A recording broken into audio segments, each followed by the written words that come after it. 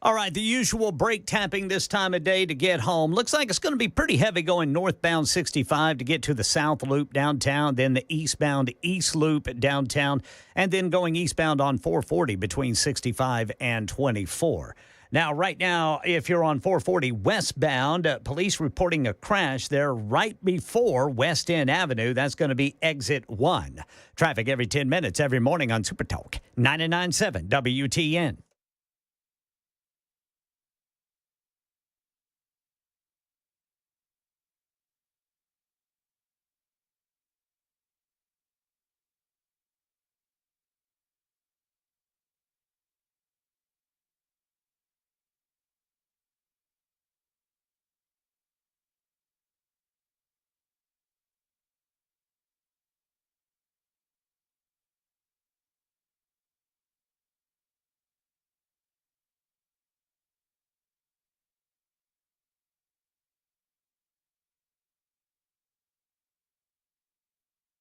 Hello, friends. Welcome in. It is the Matt Murphy Radio Show, Super Talk 99.7 WTN. Proud, pleased that you've decided to join us. I hope you give us the full 4 hours. If not, whatever time you're able to give us, we're certainly appreciative of that. We're here till 7 o'clock tonight. Hand off to Mark Levin at that time, if they allow us to get there. And we've got lots to get into today. It is episode 787 of our visits on radio today on Super Talk 99.7 WTN. It's Thursday, April 10. You probably know that by now. It is day 80 of Donald Trump's second term as president of the United States of America of 1,460. I like reminding our liberal friends especially of that, look, we're not even close. We're not even close to getting started, to being close to getting done.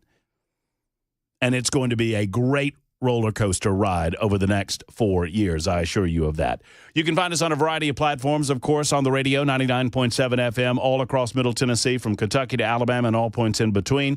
We're also on many different streaming applications. If you stream music or news or information from anywhere, podcast from anywhere, you can stream us. Speaking of podcasts, you can find us at All the Best Words as well. That's anywhere you get your podcasts. You can also find us on Talk TV. There's a lot of different platforms. I know we inundate you with the pleasantries every day. I know that it's a lot, but on Talk TV side of things, YouTube, Facebook, Twitter, Twitch. That's YouTube, Facebook, Twitter, Twitch. We appreciate you liking and subscribing at the time that you go over there. And it's my understanding that there's no cost for that. Is that... How much does it cost to like and subscribe again? Absolutely nothing, boys. Yes. Hello, Ken Weaver. How are you? How about you? You doing all right? I'm doing real good. That's good. I'm glad to hear it. Yeah, I was supposed to go talk to New Suit. New suit. Get over there, and he's already got somebody in the office. Oh, no. Put me off. Oh, no. It's not your replacement, is it? Let's hope not. Yeah, that would be good. You never want to get called to the office and you walk in and there's some rando sitting in the corner. Yeah. You never want the rando sitting in the corner. And in my case, he's like wearing a three-piece suit and tie. Yeah, that's a witness. That's called a witness. And you don't want witnesses. No, sir. No. If he's by himself, then at worst, maybe a write-up. Right. You know? But you say this like you've had experience with oh, such my things. Goodness. I had to tell the last guy that fired me, I had to tell him that it was going to be okay. That's a true story.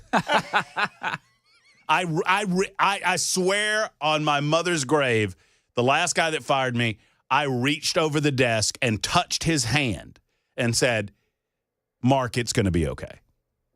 He was broken up about it, huh? He was not the guy that was supposed to fire me. The people that were supposed to fire me flew in from Philadelphia to Birmingham, Alabama. This was at a broadcast company that brought me to Birmingham before I worked for Citadel, which became Cumulus. And I kind of knew that it was coming because they were flying in on a Friday. They were supposed to fire me on that Friday, but I was off that day. They didn't check to see if I was going to be there. Sounds about right. So they had to fly back out. And so that Monday, and so I knew that they were there, and there was like scuttlebutt or whatever. And I could see the writing on the wall, but I was not going to quit. I was going to be fired. And and Mark, who is the interim program director, I'll tell this story real quick. It's good. Mark was anybody that's has been fired, you can identify. So he would always, I did my show from 2 to 6. I was doing afternoons. I was not a boss or anything. And he would come in, and you could see people coming into the lobby area, and you could see the receptionist behind like 3 panes of glass, kind of like Ken Weaver is with me, right? Yeah.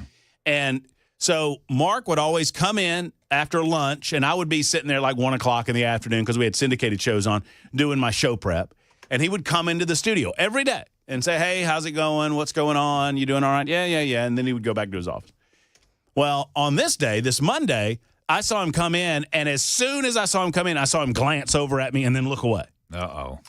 And then he walked into the receptionist's area, and I'm kind of acting like I'm doing my work, but I'm kind of eyeballing him.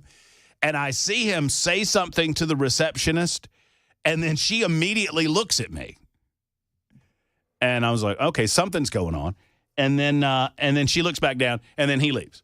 And about 10 minutes later, she comes to me and says, hey, Mark needs to see you.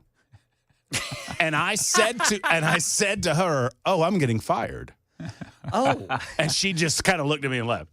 And so when I walk down the hall and I walk in, and the business manager was sitting there in the office too, and I was like, oh, yeah. Okay, here it comes. Well, Mark had never been a boss of anything. He was a salesperson that had been elevated to I don't know why they did this way, but whatever.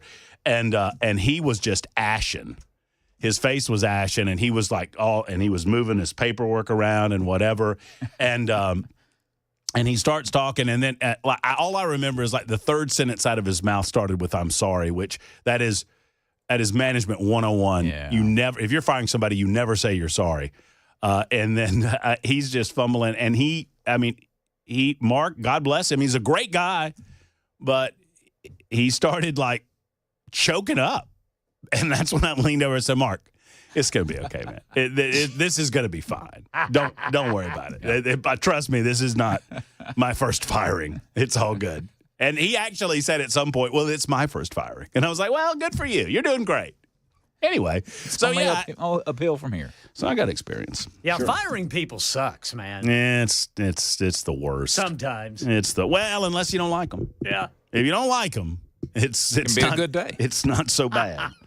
Don't let the door hit you where the good Lord split you. But nobody's getting fired today. Everybody's fired so. up. It's a beautiful Thursday. How about outside? Where's the rain? Where's all this rain? Well, we've got some of it, boys. It's starting to fire up in some places. We got some isolated showers out there right now. Very heavy pocket of rain right there between Smyrna and Murfreesboro, just east of 24. Wow, really? Chapel Hill's getting it. Winchester getting some very heavy rain.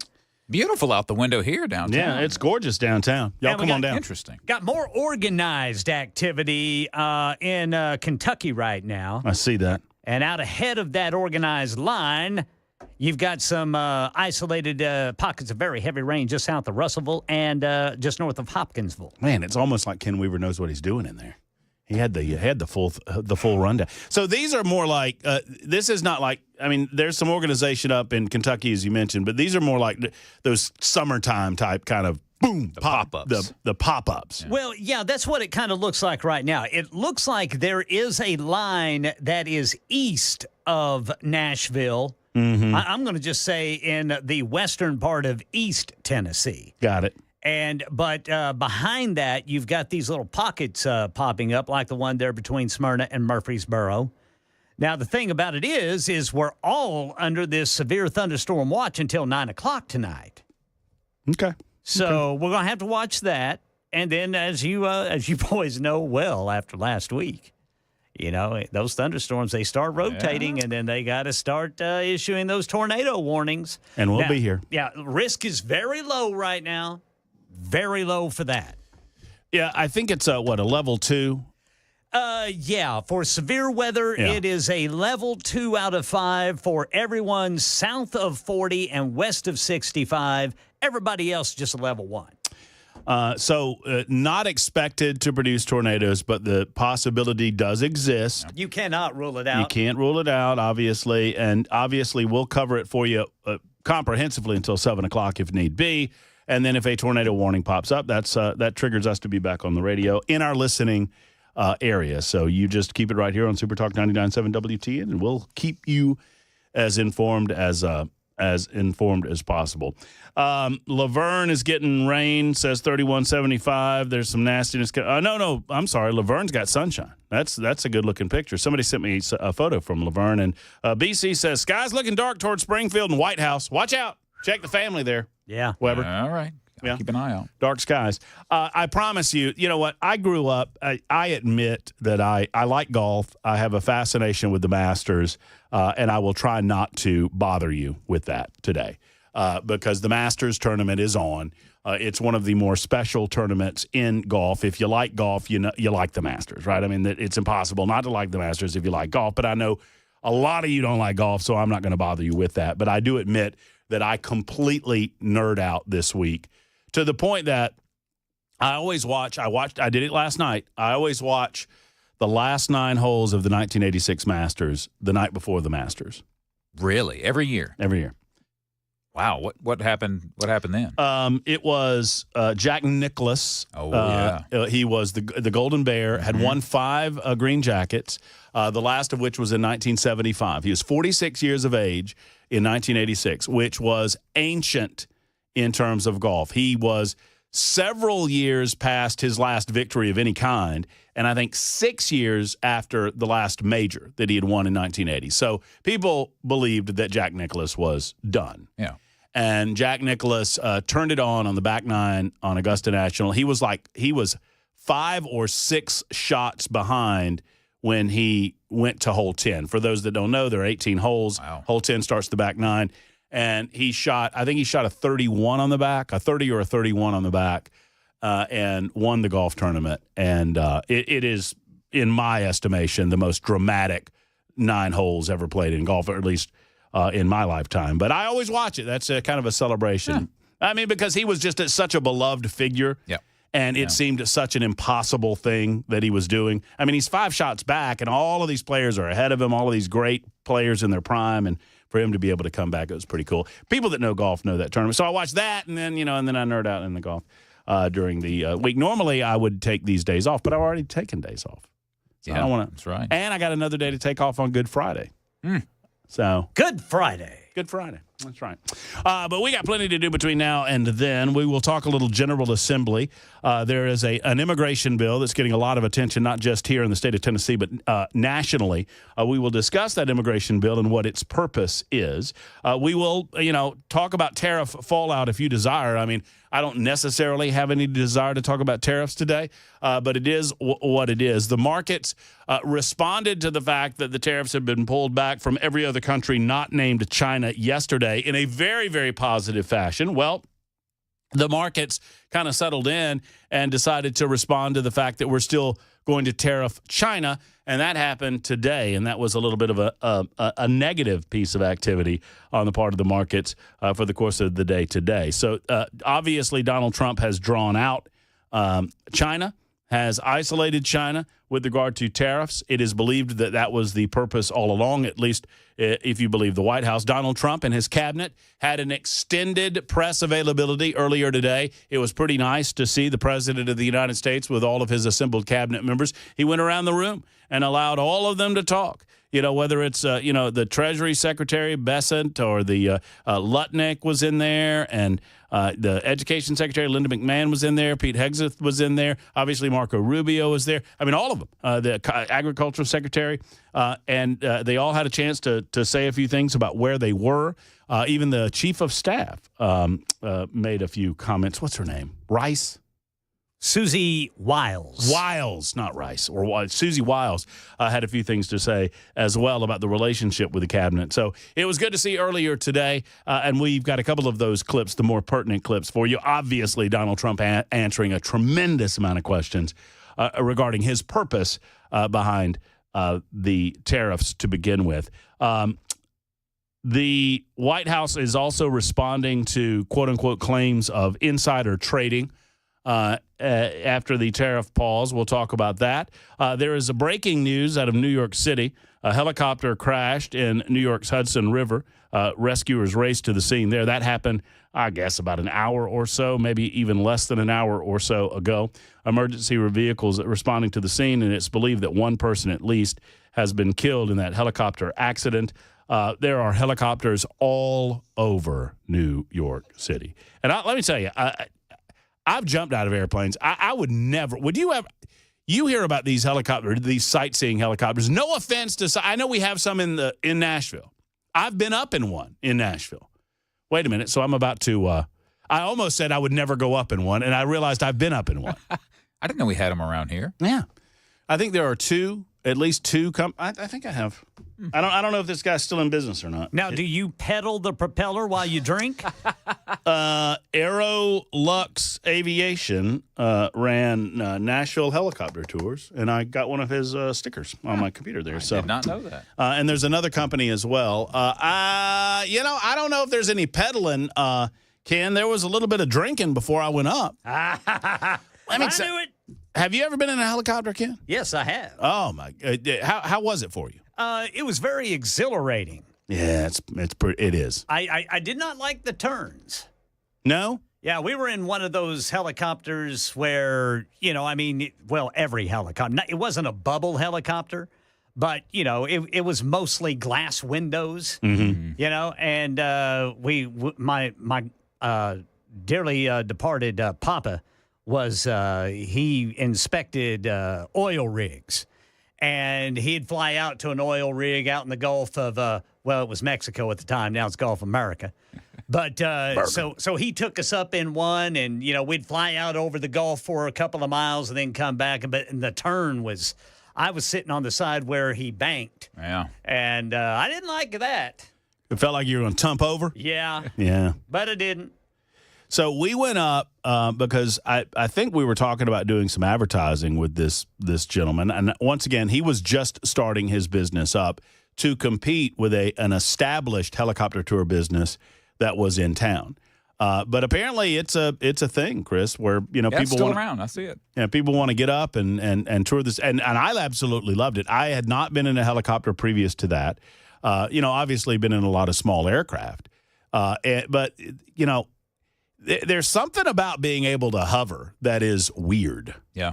You know what I mean? Yeah. It's like, it's not just, with airplane, you can go this way, that way, you can go up and down, but you've got to be going forward. Yeah. And in this, you can stop and hover, and it's a different experience. And this one, Ken, was one of those bubble things because it's a tourist helicopter, so they want maximum viewing area. And you feel constantly like you're about to fall out. And that's no fun. That's not it. But it was fun. I mean, it was good. We went over Kid Rock's house. Oh, yeah? Little White House. What was going on? I didn't see anybody outside. Nobody shooting off any guns or anything like that? Nobody firing off at a keg of Bud Light or anything like that. No. Went over downtown, went over Nissan Stadium, saw some of the beginnings of the construction over there. Yeah. That was nice. It was nice. But I don't know that I would do one of these regularly operated. I mean, I say all that. I did it. I just hear a lot about these things going down. But they fly constantly, though. Just the sheer number of flights per day. That's true. I mean, the I guess numbers that are makes pretty sense. small, I would think. I guess that makes sense. I would bet. What do you think goes down more, small aircraft or helicopters? By percentage, I'd say small I airplanes. would think small airplanes too. Yeah. The helicopter pilots are tip top though, and I talked to the guy that was flying our helicopter about it because you do most. I think I have this right. You do most of your work with your feet. With your feet, yeah. And then you. I mean, because if you think about it, you can go up, down, forward, back, sideways, sideways. I mean, there's a lot. It's truly three-dimensional. Yep. Anyway, so there's that crash going on. That's breaking news right now on Super Talk 99.7 WTN. We got a story about the Tennessee Valley Authority that we'll get into. I want to follow up on the coveted quote-unquote manifesto. It's all coming up on the show, plus your telephone calls. And John Rose will stop by via phone at 3:35 this afternoon. We've got Scott Sapicki in the 4 o'clock hour. It is a big time on the Matt Murphy Show on Super Talk 99.7 WTN.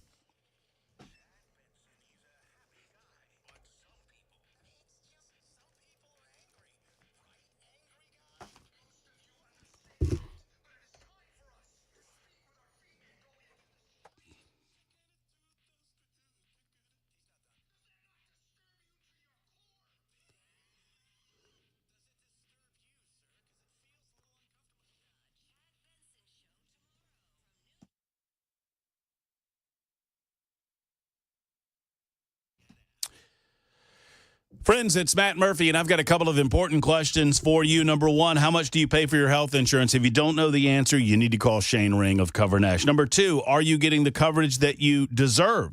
Are you getting appropriate coverage at all? If the answer to that question is I don't know or no, you need to call Shane Ring and Cover Nash. I've been to Shane's office in Brentwood, and I've watched him do his work, and it's pretty fascinating. He covers every single insurance plan on the market today available to you, and he makes sure that he finds the right one for you before he recommends anything. Then he educates you on every aspect of health insurance, every aspect of what you're paying for, exactly why you're paying for it. This is coverage that is truly managed by you and not by any government entity, and that's exactly what you want. Don't get taken advantage of. Don't overpay. Let's get to Shane Ring and Cover Nash. And yes, in April, you can make changes to your health insurance. You don't have to wait to, quote-unquote, open enrollment. It doesn't truly work that way. Talk to Shane about what he can do for you. CoverNash.com. That's CoverNash.com. Or give him a call at 615-465-0023. 465-0023 for Cover Nash.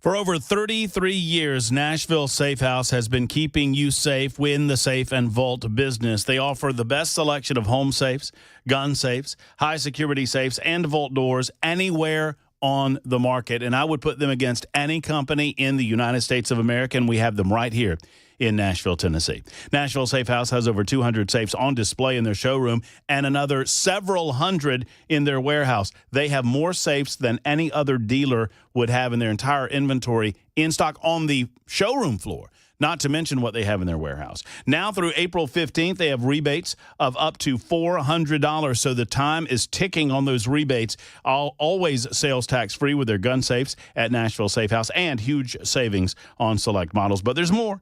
Nashville Safe House is the only certified delivery crew company in the area. Don't let anybody deliver your safe, just anyone deliver your safe. You need that safe delivery from Nashville Safe House. Go to NashvilleSafeHouse.com. That's NashvilleSafeHouse.com. Or give them a visit over on 4th Avenue South, downtown Nashville. Tell them I sent you to Nashville Safe House.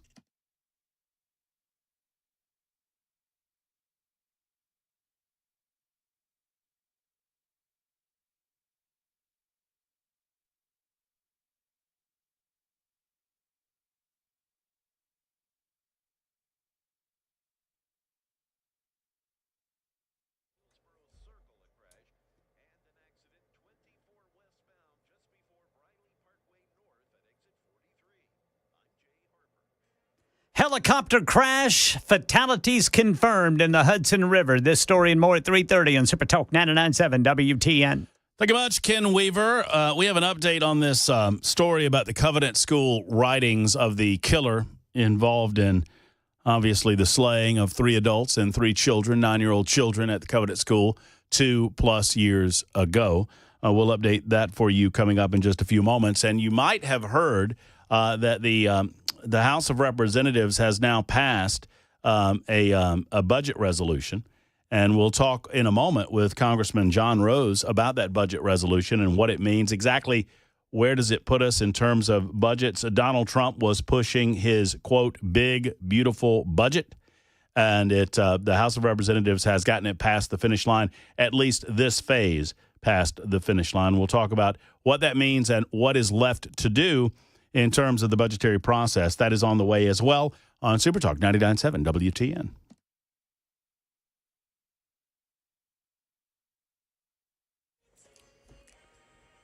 .30 on the dot. I'm Ken Weaver with your top stories. We are watching the weather for you. We have some showers and some thunderstorms out there, mostly the isolated variety here in Middle Tennessee. However, it's more organized in Kentucky. And in fact, Channel 4 is reporting that there is a severe thunderstorm warning right there on the Kentucky-Tennessee line. That's directly north of Nashville.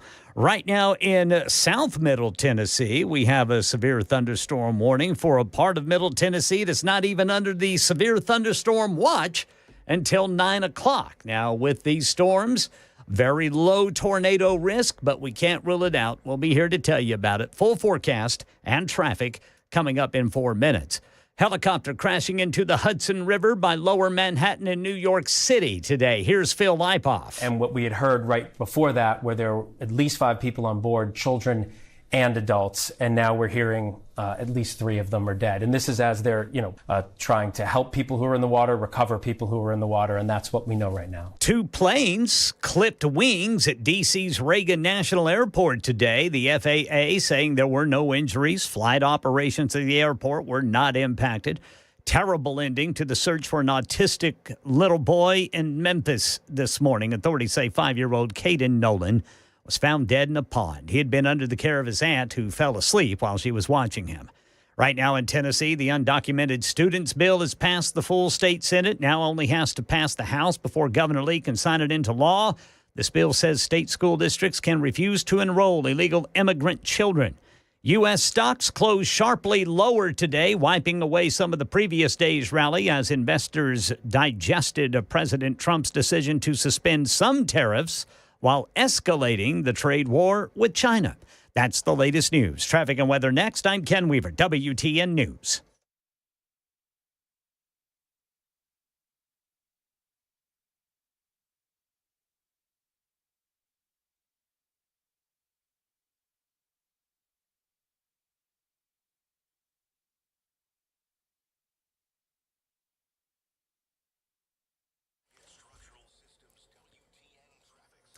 All right, picking up a crash over here on 440 westbound right before West End. That's exit 1. Police there on the scene. And Bellevue police reporting an injury crash. It's going to be Highway 70 south at Old Hickory Boulevard, 24 westbound before Briley Parkway north, and then 40 westbound at McCrory Lane. And that's traffic. We've got it every 10 minutes, every morning on Super Talk 99.7 WTN.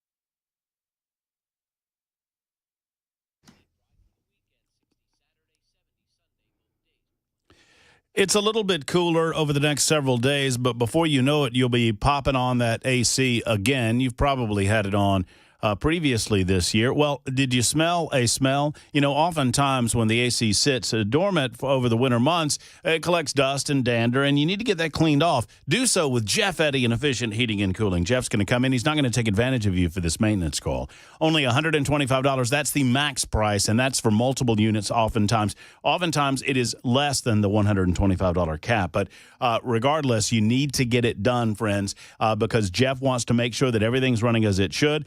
catch issues before they happen. That's going to save you a lot of money and identify problems before they become worse. That's what they do at Jeff Eddy's Efficient Heating and Cooling. They never charge you overtime rates on nights or weekends because they simply don't believe in it. They want to keep those invoices as small as possible. Go to efficienthvac.net for more information. That's efficienthvac.net or call 615-784-4424.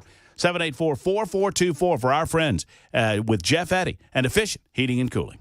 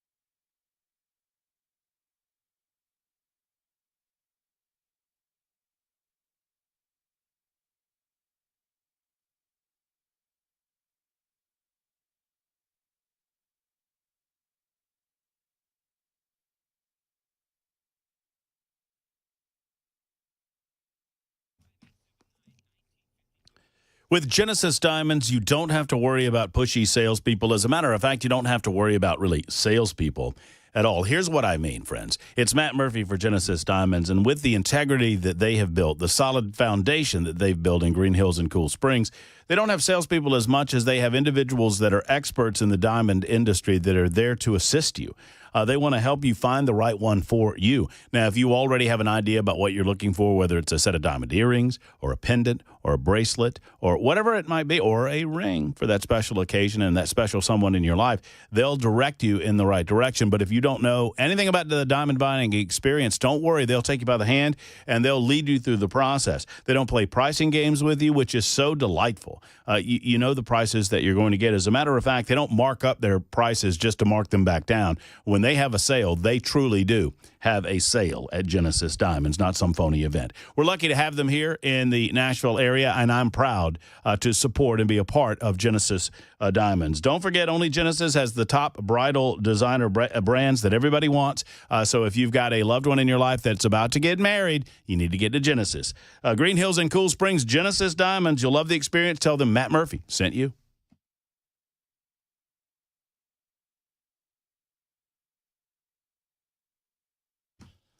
Congressman John Rose running a little bit late, but he has made us aware of that, and he will be calling us mere moments from now. 615-737-9986. 615-737-9986. If you would like to be a part of the show, you're always invited. You can also hit us up on the super text line. It's the same telephone number, 615-737-9986. Andy's written in and said, just had a backyard pop-up thunder boomer in northern Bedford County. Trying to produce hail, but just giant slush balls. Oh boy! Take you some, get some of those slush balls, and take you some of that. What are they? That stuff that they make snow cones with. You know what I'm saying? Oh, that syrup, syrupy flavoring. Yeah. You know, lemon lime. I'm a big fan of the lemon lime. Sure would be cool if they fell that way. Oh man. Well, not if it hit you. Well, big old snow cone. Yeah, big old snow cone. As long as it's slush. Right in the eye. Yeah. You know what? Bill Cosby, before he was creepy and convicted, he had a great bit about slush balls. Oh yeah, I remember that. Getting hit by a snowball is fine. Yeah, you don't want one of those slush balls. Mm-hmm. Oh man, it's rough. He called. I think he called Junior Barnes a gunky because he hit him with a slush ball, if I'm not mistaken. And then let's see. Given the lower oil prices, are we replenishing the reserves? I've not heard that we are replenishing the reserves, but I can check on that. China gets swiftly denied after asking other countries to join hands against the U.S. tariffs. Primarily, we're talking about Australia. They rejected China's offer to work together to combat Donald Trump. We're not about to make common calls with China, said Australian Deputy Prime Minister Richard, Marles? Marley? I don't know. One way or the other. Whatever, mate. The Aussie, oi, said we're not going to be holding hands with China with respect to any contest that's going on in the world. Trump issued, of course, you know by now, he issued this 90-day pause on tariffs for nations across the globe. Australia is one of the countries that for the next 90 days only faces the baseline of 10%. Their trade relationship with China puts the country in the middle of the rising trade tension. According to the Australian Department of Foreign Affairs, in 2023, China bought $219 billion of Australia's total exports worldwide. That's 32.5%. Meanwhile, the department's data shows the U.S. made up just 6%. Well, they're halfway around the world, for goodness sake. Of course, we're not going to make up very much of their trade partnerships. Earlier, I mean, what Donald Trump is asking the rest of the world to do is to take up financial arms against China, right? Financial arms against China.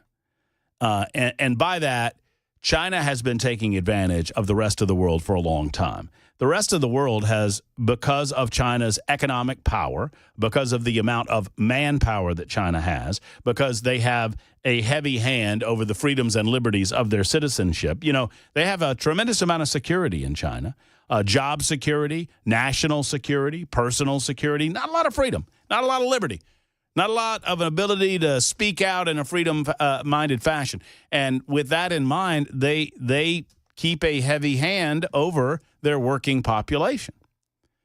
Well, this has given them a tremendous amount of economic capital around the world over the last 50 years. They have created this pseudo-free market economy that they trade in a free market fashion with the rest of the world, but it's not truly a free market economy for them. Secondarily, if you want to do business in China, meaning if you want to utilize their population resource to help you manufacture cheap goods, well, you pay a heavy penalty.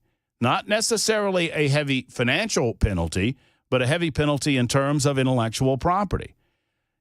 If you do business in China, you are going to have your intellectual property stolen. That's just a fact. And you don't have to believe me. Believe smarter people than me.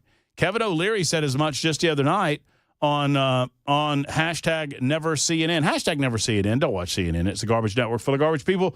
I'll watch so you don't have to. But here's Kevin O'Leary 2 nights ago. Understand, this is before Donald Trump pulled the 90-day tariffs from the rest of the world. But Kevin O'Leary responded directly to the issue of China and why it's important to go after China in a way that no one else has ever done. 104% tariffs in China are not enough. I'm advocating 400%. I do business in China. They don't play by the rules. They've been in the WTO for decades. They have never abided by any of the rules they agreed to when they came in for decades. They cheat, they steal IP. I can't litigate in their courts. They take product, technology, they steal it, they manufacture it, and sell it. I'm going to pause this for a second. Think about what he just said. They make agreements with companies. And then these companies, much like the mafia, they get involved in these agreements, and then China starts violating the agreement. And you're like, hey, China, what are you doing? And, you know, it's much like, remember Darth Vader back in, I forget which one it was. Oh, it was Empire Strikes Back, when stupid Lando Calrissian sold out Han Solo and the rest of the Ragamuffin Rebellion. And Lando said, that was not a part of the deal. I have altered the deal. Pray that I do not alter it further. That's China. Yeah, you make a deal with the devil and see what happens with you, which people do all the time because of the money, the upfront money that they believe they're going to save. And ultimately, I suppose people make a lot of money anyway, but you better be ready to have your intellectual property stolen. And as O'Leary says, you don't have any remedy. You know, all of this is illegal. Stealing of intellectual property is illegal. Altering the terms of the deal, that's not right. Where do you go? You going to go to the Chinese courts? They're not going to put you in the. I mean, you can go pound sand. You're not getting in the court system. And even if you could get in the court system, you think you're going to get a fair trial in China in civil court, quote unquote? Come on. For decades. They cheat, they steal IP. I can't litigate in their courts. They take product, technology, they steal it, they manufacture it, and sell it back here. Never has an administration. 400% tariffs? What would that look like? I want Xi on an airplane to Washington to level the playing field. This is not about tariffs anymore. Nobody has taken on China yet, not the Europeans, no administration for decades. As someone who actually does business there, I've had enough. I speak for millions of Americans who have IP that have been stolen by the Chinese. I have nothing against the Chinese people. They brought great literacy, art, and tech to the world. The government cheats and steals, and finally, an administration, you may not like Trump, you may not like his style or his rhetoric, finally, an administration that puts up and says enough. 400% tariffs tomorrow morning. He'll tell you why. Xi can only stay the supreme leader if people are employed.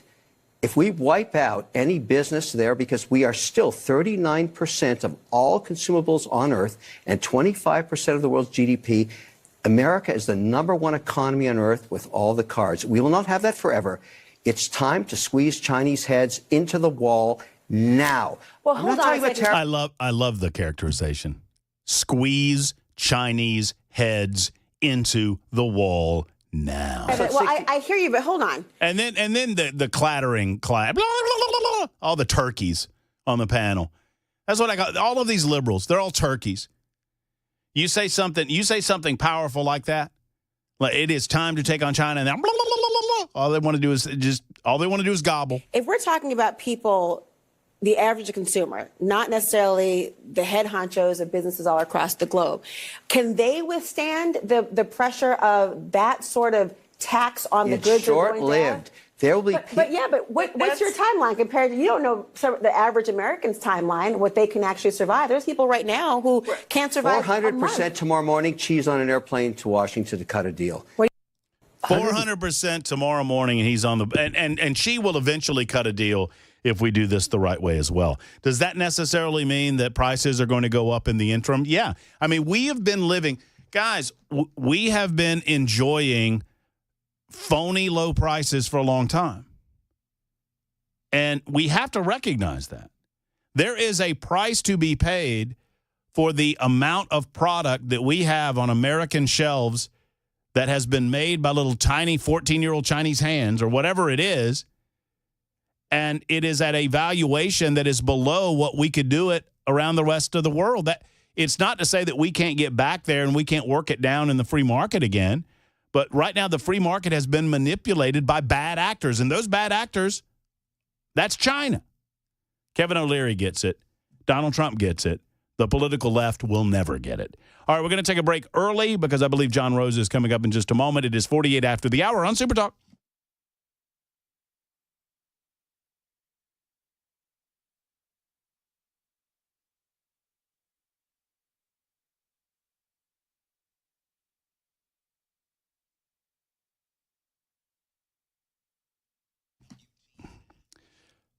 Guys, Tennessee Men's Clinic is here for you when you need them, and odds are you're going to need them. The Tennessee Men's Clinic understands that about half of men are going to go through some testosterone level drop of significance during their lifetime. And if that's you, if you've noticed a loss of energy, motivation, or drive, particularly if you've noticed this from in the form of bedroom activity, it is time to get with the Tennessee Men's Clinic and see how they can help you. They have many different programs and plans available, but they want to see you first. They have offices in Cool Springs in the Franklin area and their original location in Midtown, and they have time for you. Their qualified urologist will sit down with you, walk you through the process, and help you understand how to get back right again. Let's get this behind us, men, and let's get back right with Tennessee Men's Clinic. Go to Tennessee Men's Clinic to find out more. That's TennesseeMen'sClinic.com, I should say. TennesseeMen'sClinic.com, or give them a call and schedule that appointment at 615-208-9090, 208-9090.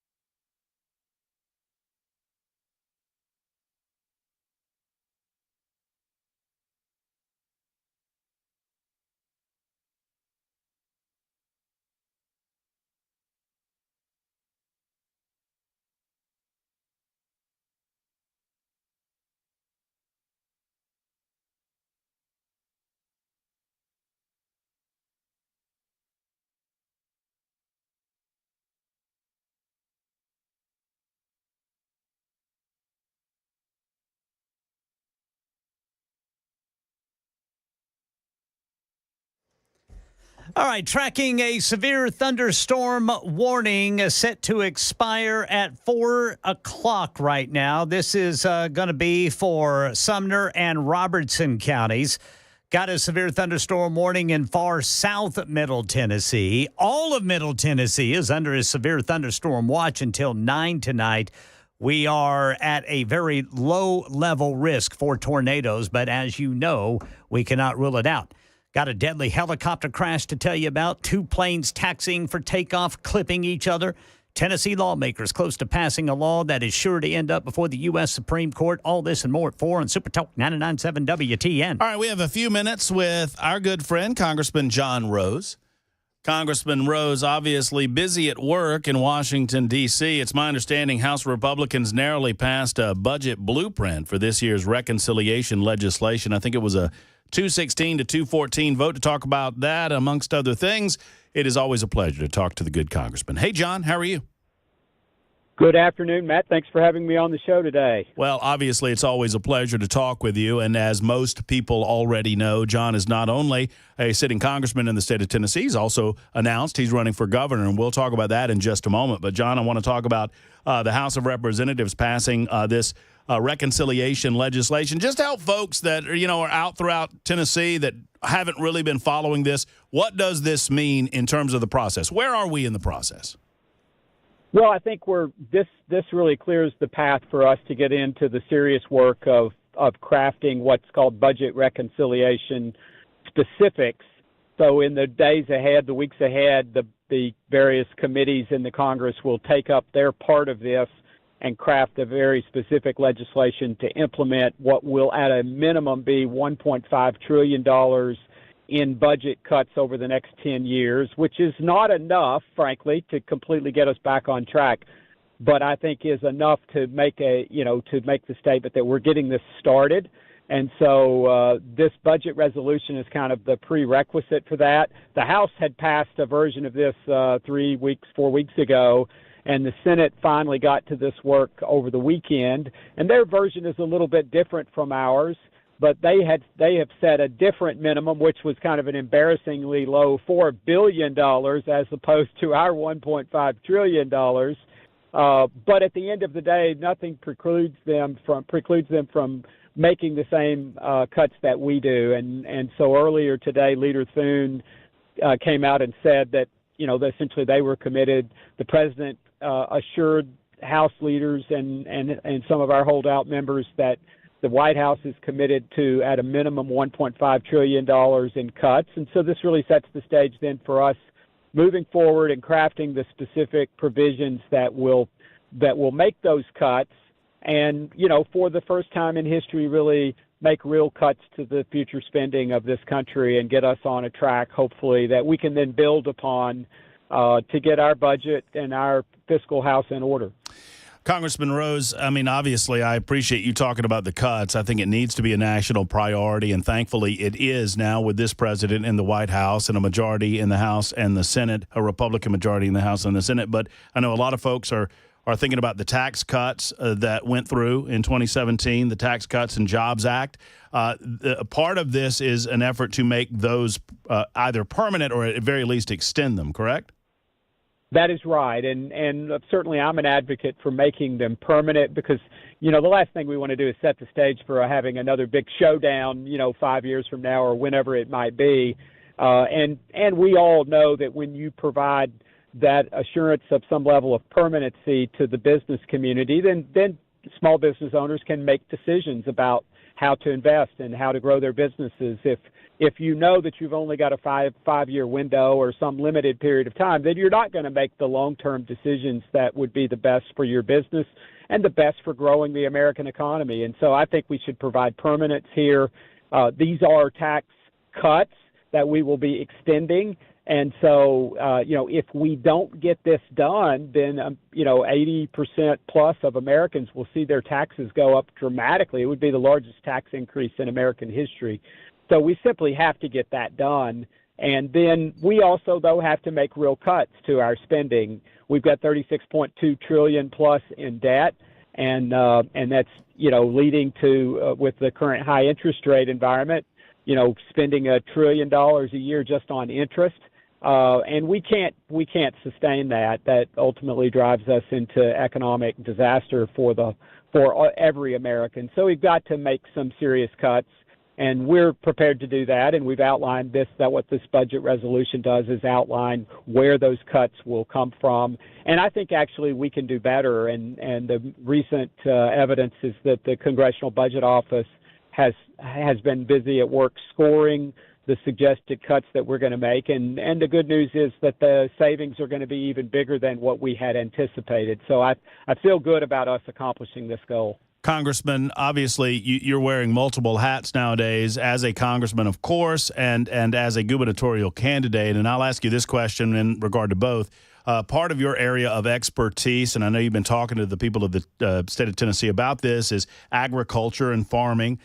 How do tariffs and how does all of this tariff negotiation impact the farming community in the state of Tennessee and across the United States of America? And what would your advice be, or what do you offer as advice to those farmers and the AGA community that they're worried about the potential fallout or impact within our farming world? Well, so I think we have to take stock of where we are. In this last 4-year period during the Biden-Harris administration, we've seen our country for the first time in my lifetime actually become a net importer of agricultural or food products, which is just unconscionable, inexcusable. And that happened because the Biden-Harris policies, frankly, left us with fewer and fewer markets for our agricultural products, and basically decisions that made the cost of producing domestically go up dramatically as they limited access of farmers here to critical inputs and labor and other resources that are necessary for agriculture to thrive. And so I think President Trump gets that. He will be all about opening markets. He did that in a major way during his first term. And so that's where the tariffs come in. We've got trading partners all around the world, friends and foes alike, who basically restrict access to their markets, and then we welcome their products into the United States. And they are products we can produce here domestically, and we should be producing them. And so the president's hard line on tariffs, and of course he talks about it, and the press doesn't always pick up on the non-tariff barriers that are out there, but there are all sorts of phytosanitary restrictions that our trading partners put on various agricultural commodities that keep our products out kind of in a bogus way. Some of that's done by tariffs, some of that's done by non-tariff barriers. And the president understands this. His people understand this. They'll be trying to pry open these markets that will be good for farmers ultimately. In the short run, there's going to be some give and take, some retaliation from countries like China and maybe others that make it difficult. And there could be some rough times ahead, but the president's also made it clear and demonstrated during his first term that he will step up to the plate and give farmers, he will have our farmers back, and he did that in the first term, and I think he'll do that again here. Congressman, always good to catch up with you. We'll have to leave it there. Our time is out, but we appreciate you coming on the show with us, talking about the tariffs, talking about the trade talks, talking about other things, and we'll do it again very soon. Take care, Congressman. Thank you. All right, there's John Rose joining us, obviously representing the 6th Congressional District and running for governor of the state of Tennessee. That's 1 hour down, 3 to go. Murphy Show, Super Talk 99.7 WTN, including in the next hour, Representative Scott Sapicki will talk education and immigration with us on the Matt Murphy Show on Super Talk.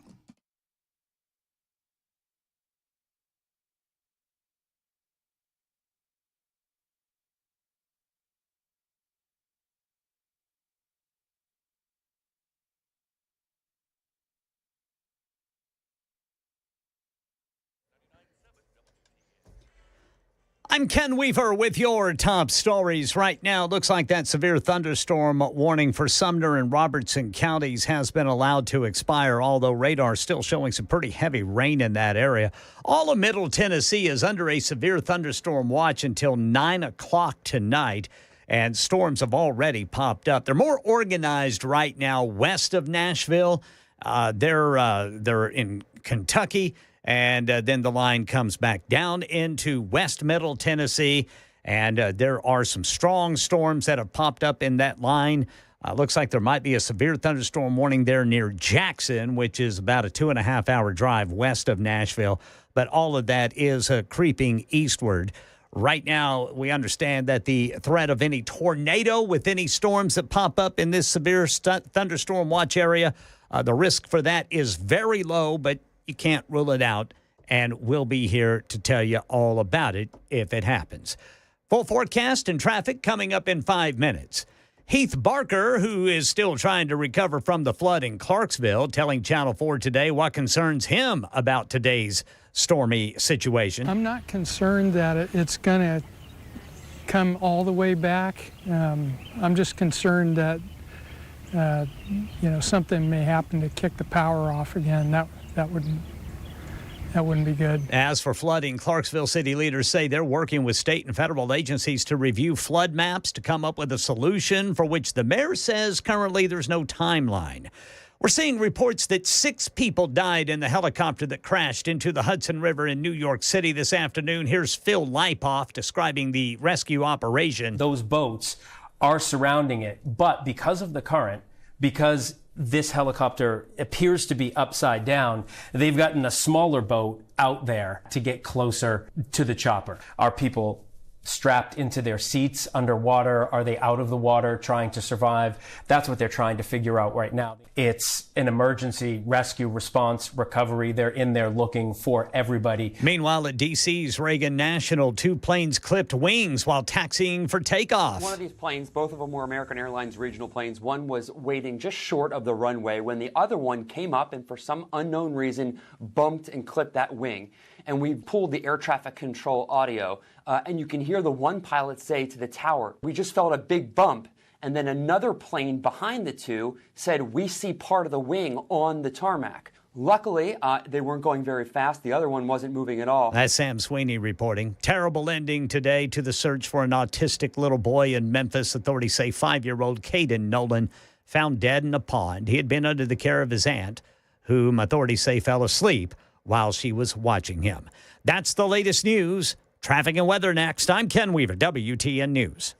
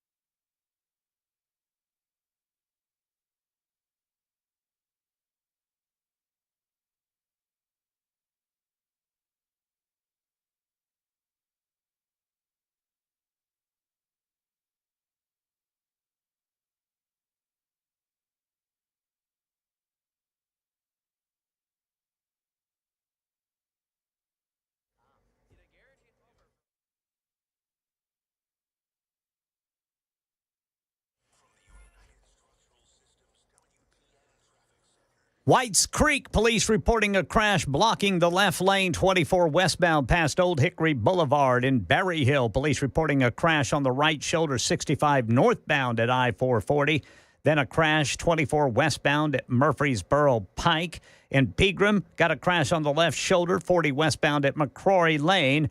And TDOT reporting a crash on the right lane 440 westbound past Nolensville Pike. Traffic every 10 minutes every morning on Super Talk 99.7 WTN.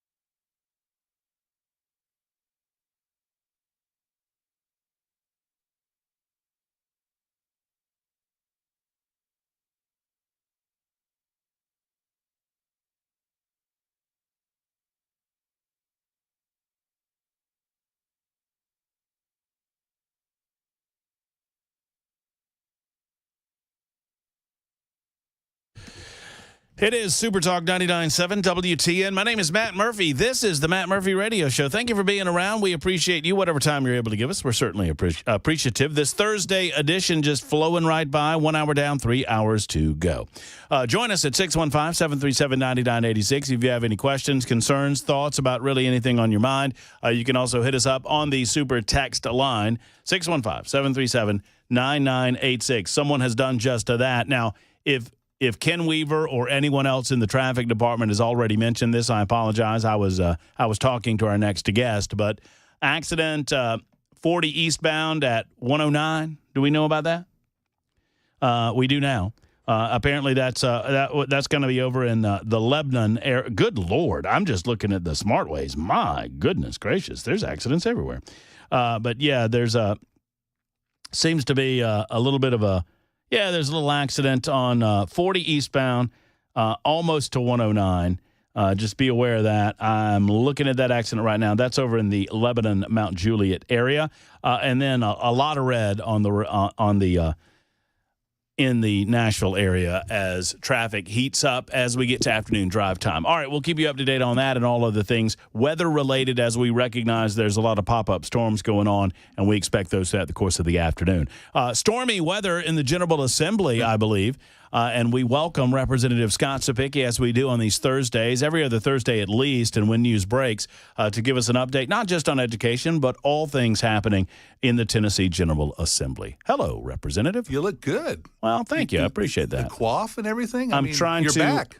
You gave me enough business that I'm trying to clean up for you. I wore a suit job or a coat, a sport coat for you. I'll continue to give you the business if this is the results. Well, very good. I'm sure Dan's happy. Oh well, I don't know about all that. The pretty boy has returned. I don't know about all that either. Well, I mean, I'm glad you're back. I mean, there's a lot to get into. Your area of expertise, your area of focus is always on education, so we always like to start there. Cell phone bills passed, right? Cell phone bills passed, I believe, signed by the governor. So during instructional time, there'll be no cell phones allowed in the students' hands during instructional time. That's great news. The next bill that's up is the recess bill, going from 15 minutes of mandatory recess in elementary to 40 minutes. That'll be on the House floor Monday. Looks like that bill will pass also. Senate's already passed it. I think they only had one dissenting vote. And so now it is the transformation of education, Matt, we've been talking about for a while. I was talking to my buddy Cameron Smith, who makes weekly appearances on the show. He writes for the Tennessean, and we're doing a podcast together called All the Best Words. And this was actually on the podcast that you'll see or hear Friday. It drops on Friday about young men. And I brought up your bill. I brought up the recess bill, right? That young boys and girls, but boys particularly, all of that testosterone, and especially when they get to a certain age, they've got to burn off energy, man. They've just got to do it. And you give a little to get a lot. That's correct. And for those that are concerned, is that your message to those that are concerned with the recess bill, that you're losing a certain portion of class time? Well, we're going from quantity to quality, right? We want quality time with these teachers and these kids instead of just punching a clock of 150 minutes. We want these kids ready, energized, ready to learn, calm down, being able to sit in their desks, listen to the teacher, and absorb this information. And all the studies out there, Matt, and I'm not going to bore you with them, but all the studies out there show if you increase recess in elementary, you will get better test scores. You will get less discipline problems. You will get less mental health issues, and you will teach better socialization skills. And you expect it'll get to the governor's desk? Yes, sir. I'm looking forward to sign it. That's a big one. Cell phone and recess starting to transform our school systems in Tennessee. Two really big bills this year, along with the school choice bill. And obviously school choice already enacted, signed by the governor. Mm-hmm. And where are we in terms of implementation? Well, it's a great question. So today we got an email from the Department of Education. If you're interested in the Education Freedom Scholarships, you can Google Education Freedom Scholarships, Tennessee Department of Education, and now there's a website up with information on there as parents on, okay, here's what you need to start to gather, here's what you need to start to do, so you can be prepared when this thing goes live very shortly. So I mean, we're in the preparatory phase, in other words. Yeah. But you're getting instruction about these are the things that you're going to need if you are interested in doing these. Emergency rules have been promulgated and approved, so now it is up and live. Look for the website very shortly, and then you'll start filling out your paperwork. I know this is it's education related, and I know that it's yet to get to your body, but it's my understanding it's caused rather large for the Senate brouhaha over there. Yes, sir. Typically, the Senate is and this is by design. I think the House is more of there's more of a robust engagement, and sometimes the House tends to get a little more emotional, and the Senate's a bit of a cooler body. But there was some consternation and protest really in the Senate body over the immigration piece regarding educating young people in the state of Tennessee. Help me understand exactly what we're trying to do, what we're trying to accomplish. So it's a challenge, okay? We are trying to challenge the status quo of Plyler v. Doe that the Supreme Court upheld a long time ago in a 5-4 decision. It was very close, stating that we have an obligation to educate everybody who shows up for school regardless of their immigration status, illegal or legal. It didn't matter. Wasn't too much of a problem for decades, because immigration at the border was kind of steady. It was manageable. Mm-hmm. What we've seen over the last 4 years is, especially in the state of Tennessee, with what the Biden administration had at the border, their come on in anybody, that has had a direct correlation to what our classrooms look like in Tennessee. To the tune is our English language learners roughly hovered between around 55 and 60,000 students, right? Mm-hmm. In the last 4 years, it's ballooned up over 85,000 students. Our cost hovered roughly around 120 to 130 million. It's ballooned up over 300 million. And so what we're arguing is we had to craft a piece of legislation that challenged that Supreme Court ruling, which this piece of legislation does, by saying, hey, wait a second. We don't control the border. You control that up in Washington, but your policies are having a negative effect on our communities where our taxpayers are having to pay more for these kids in these school systems. You just can't take an English language learner and throw them into a class because they don't speak the language. So the real harm is the cost to the taxpayer of the state of Tennessee with regard to educating those that are here illegally. It's that plus the disruption of the classroom when you have a couple students sitting in there that the teacher has to decide, am I going to teach the kids that speak English or am I going to help the kids who don't? And so what we wanted to say is, okay, we've got to challenge this Supreme Court ruling. Now, I'm sure it's going to be enjoined in the courts if it passes the House immediately. So nothing's going to happen right now. Well, I mean, before then, do we know where the governor is? I don't know. He lives in the big house up on the hill. Right. But I'm sure we'll probably pass this piece of legislation. It'll go to governor's office if he signs it.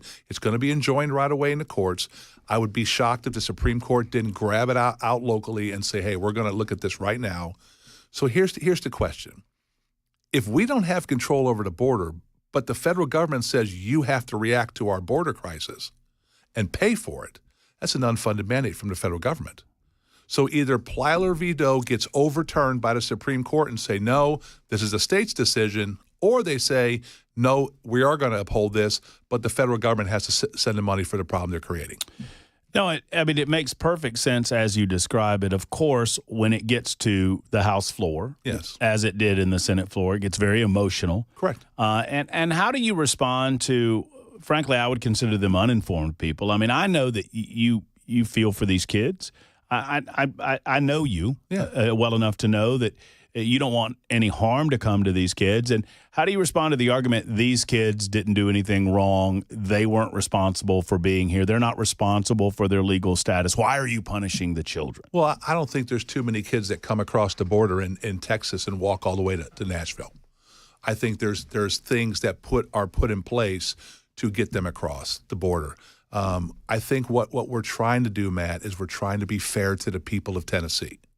Hey, this is a problem that we have to deal with because the law says I have to deal with it. We're trying to come up with a viable solution that either lets us make the decision in Tennessee on how we're going to handle this problem, or the federal government says, no, we're going to handle this problem and here's your money to do it, and so these kids can get educated. We all have a dog in the hunt to make sure these kids are educated. They're going to drive on our roads. They're going to go to our schools. They're going to try to work here. Until the federal government figures out how they're going to do with the Trump administration, we have to figure out what we're going to do. And not to belabor the point, but for a long time, it was easy just to go along with Plyler v. Doe. It was manageable. Because the border was relatively managed. Correct. Sadly, over the last few years of the Obama administration, and then you had a break with Trump, and then the full 4 years of the Biden administration, yes, it was a free-for-all at the southern border. And because it was a free-for-all at the southern border, I mean, I get it. You know, those individuals that are here illegally filter through the country, and they try to set down roots in various states. They've done so in the state of Tennessee, and they're putting an extreme burden on the Tennessee public education system. So here's where it matters who governs, right?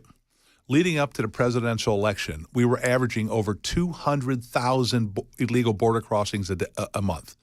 200,000 a month. Mm-hmm. In December, it dropped to 43,000. Who's in charge? Mm-hmm. In January, it dropped to 27,000, and in February, it was 8,000. It's huge. It's manageable again, right? We can manage this, but we can't manage, Dan, 200,000 a month. Do you have any knowledge? I'm getting a lot of questions for Scott Sapicki on the super text line, and I appreciate those. Keep them coming in at 615-737-9986. This is not your legislation, but you're there. Yes. The flag bill, I think it's Gino Bolso's flag bill. Is it dead for the session, do you believe? I believe it has been taken up in the Senate. Has not been taken up in the Senate.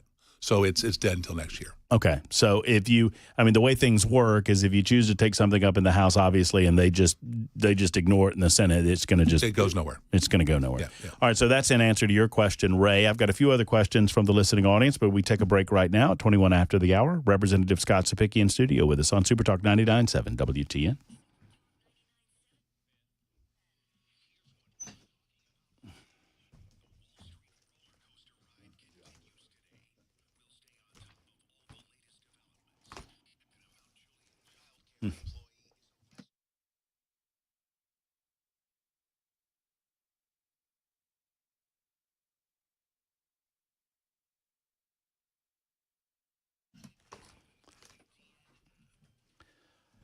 Defend Systems is a life safety and security consultation firm. They're based right here in Middle Tennessee, and they believe in active violence mitigation, consultation of a security nature. Their clients include schools, corporations, healthcare facilities, law firms, manufacturing facilities, corporate headquarters, businesses just like yours. If you're a decision maker in a business, a school, or a place of worship, you need to call Brink Fiddler. Talk to Brink or Tracy or Gloria or Adam or any of the fine team at Defend Systems about how they can help train your staff up to make sure that they understand what to do in the event of a negative situation in your facility, such as an active shooter, God forbid. I mean, and they don't want to scare you, and they're not going to scare you. The possibility of something like an active shooter or workplace violence situation happening in your place of business is extremely low. But guess what? It's not. It's not zero. It's not zero. Hope is not a plan, friends. It is time to get trained with Defend Systems. They customize these training sessions to your facility and to your specifications. Call 615-236-6484, 236-6484 for our friends at Defend Systems online, defendsystems.com.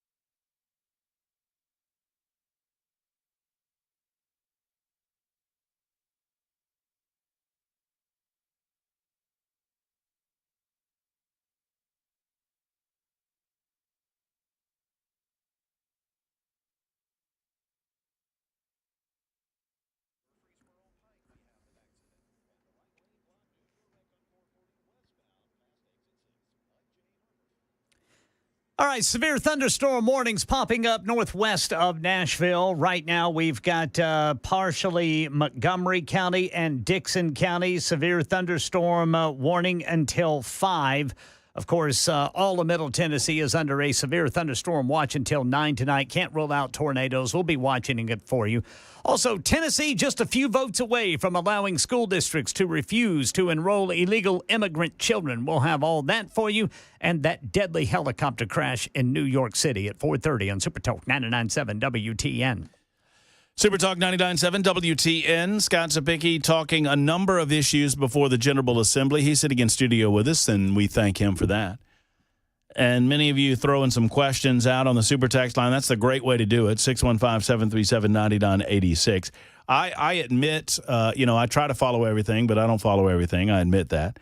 But I've not been following the IVF discussion. And I think it kind of was drawing some attention in the House of Representatives today. That's correct. Help me understand what was going on, what the bill is, what it's designed to do as best you can. So first of all, the bill's broken into three different parts. One of the parts was the FDA would determine what a contraceptive is, and then we did not like that because we have abortion pills that are illegal in the state of Tennessee. If the FDA decided that abortion pills were considered a contraceptive, then we would have abortion back in the state of Tennessee. And so we wanted to make sure that was cleaned up. We did. We had an amendment on the bill that basically stated snapshot, I think it's July 1st of 2025, whatever is deemed a contraceptive will remain a contraceptive in the state of Tennessee. Therefore, the abortion pills would be against the law in Tennessee. Taken care of, no problem there. Okay. The other problem was, the other issue was in vitro fertilization. So currently in the state of Tennessee, we have in vitro fertilization. It goes on every day. Families are helped. It's just we never contemplated in the General Assembly because there was no solution in search of a problem. It was just working great. And a bill got filed to codify it as a right. As a right. In vitro. As a right. As a right. Right. Okay. Well, when you do that, what do? You bring attention to it. You bring the government to it on something that was working very well in the free market. Everything was taking care of itself. So this bill came forward about in vitro fertilization, and on the House floor, the argument stemmed from, if it's working great now, nobody's complaining, why are we fixing it? And the fix is just codifying that it's a right. Where the government, the state government said, we don't have a dog in this hunt to begin with. Yeah, no one is being prevented from engaging in vitro fertilization in the state of Tennessee, That's right? correct. That's correct. Okay. And so it was a solution in search of a problem. So that was the first problem with the bill. The second problem that we kind of did like was it put some rules and regulation on how you would handle the frozen embryos. Okay. Because in the state of Tennessee, personhood is granted at fertilization. Okay. So if you have an embryo that's being frozen, what has happened? It's been fertilized, right? And so that's a person. It's a person. And so it created a conundrum there. And so what happened on the House floor, we debated this for almost an hour and a half. And it was very spirited. And let me tell you, no Democrats were involved in this one. This was a inside the caucus debate. Of GOP on GOP discussion. Right. And so it came down to a vote. All of the Democrats, I believe, voted for the bill. Out of the 75 Republicans, 40 of them voted no.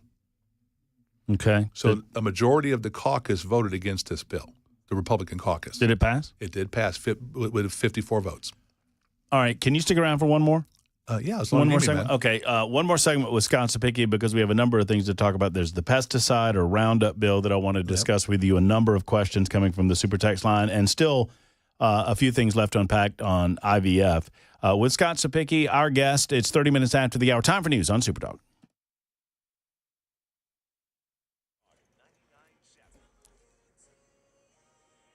4:30 on the dot. I'm Ken Weaver with your top stories. We are tracking the potential for severe weather here in Middle Tennessee. In fact, it's already popping up. We got a severe thunderstorm warning now for looks like until 5 o'clock now. This is going to be for Dixon County, Montgomery counties until 5 o'clock. Dixon and Clarksville Going to be getting slammed by this. Now, for those of you out on the road trying to get home today, I-40 between mile markers 164, 173 going to be impacted by this thunderstorm west of Nashville right now.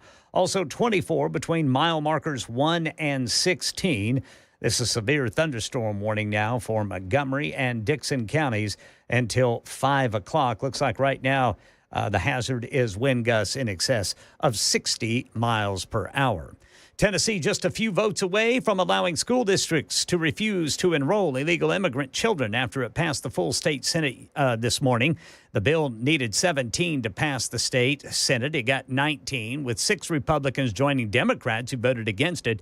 Next up will be the House on Monday. Right now in the Hudson River in New York City, Jersey City Fire Dispatch courtesy Broadcastify. We have a helicopter in the water. All 6 people aboard that helicopter died, 2 adults, 3 children, plus the pilot, family members, tourists from Spain. Meanwhile, at D.C.'s Reagan National Airport, 2 planes clipped wings while taxiing for takeoff this afternoon.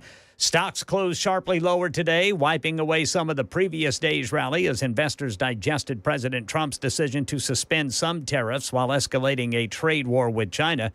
And did you hear about mortgage rates? Average rate on a 30-year mortgage in the U.S. declined for the 3rd week in a row, falling to 6.62% from 6.64% last week, says mortgage buyer Freddie Mac. A year ago, the rate averaged 6.88%. Borrowing costs on 15-year fixed-rate mortgages, popular with homeowners refinancing, were unchanged from last week, 5.82%. That is down from 6.16% a year ago, says Freddie Mac. Chuck Stevenson reporting. And the latest news, traffic and weather next. I'm Ken Weaver, WTN News.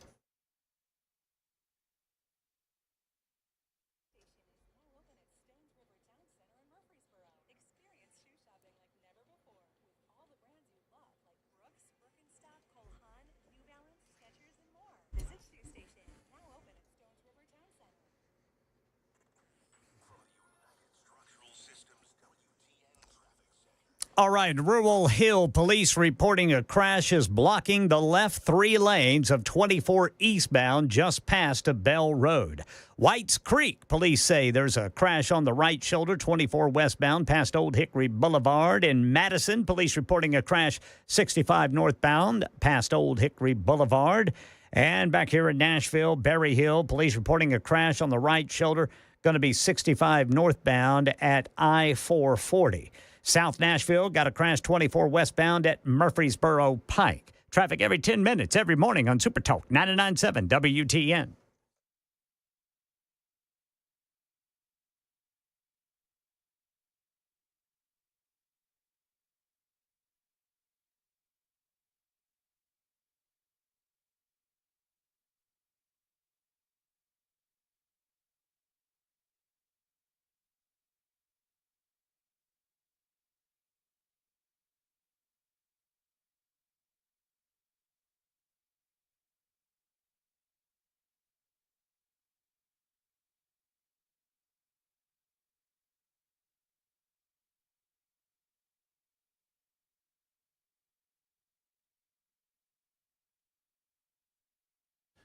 Do you know what causes snoring? Most people maybe have never thought of it. Several factors can cause snoring. It all links to the airway, your ability to breathe without anything in the way. That's the bottom line on snoring. At the Dr. Poss and Dr. McLaughlin Sleep Apnea and TMJ Solution Center, they teach you about these things. They teach you what sleep apnea truly is, which is a potentially serious condition that involves a decrease or a halt altogether in airflow. It occurs when muscles relax during your sleep. It causes a blockage in your upper airway, and then you're not breathing, and your body has to wake you up. That means your health decreases. You don't get as much energy from a night's sleep. It can cause significant issues. Let's get to the Dr. Poss and Dr. McLaughlin Sleep Apnea and TMJ Solution Center and find out how they can assist in keeping that open. Now, for some that are CPAP intolerant, you would never consider doing a CPAP. This is not what that is.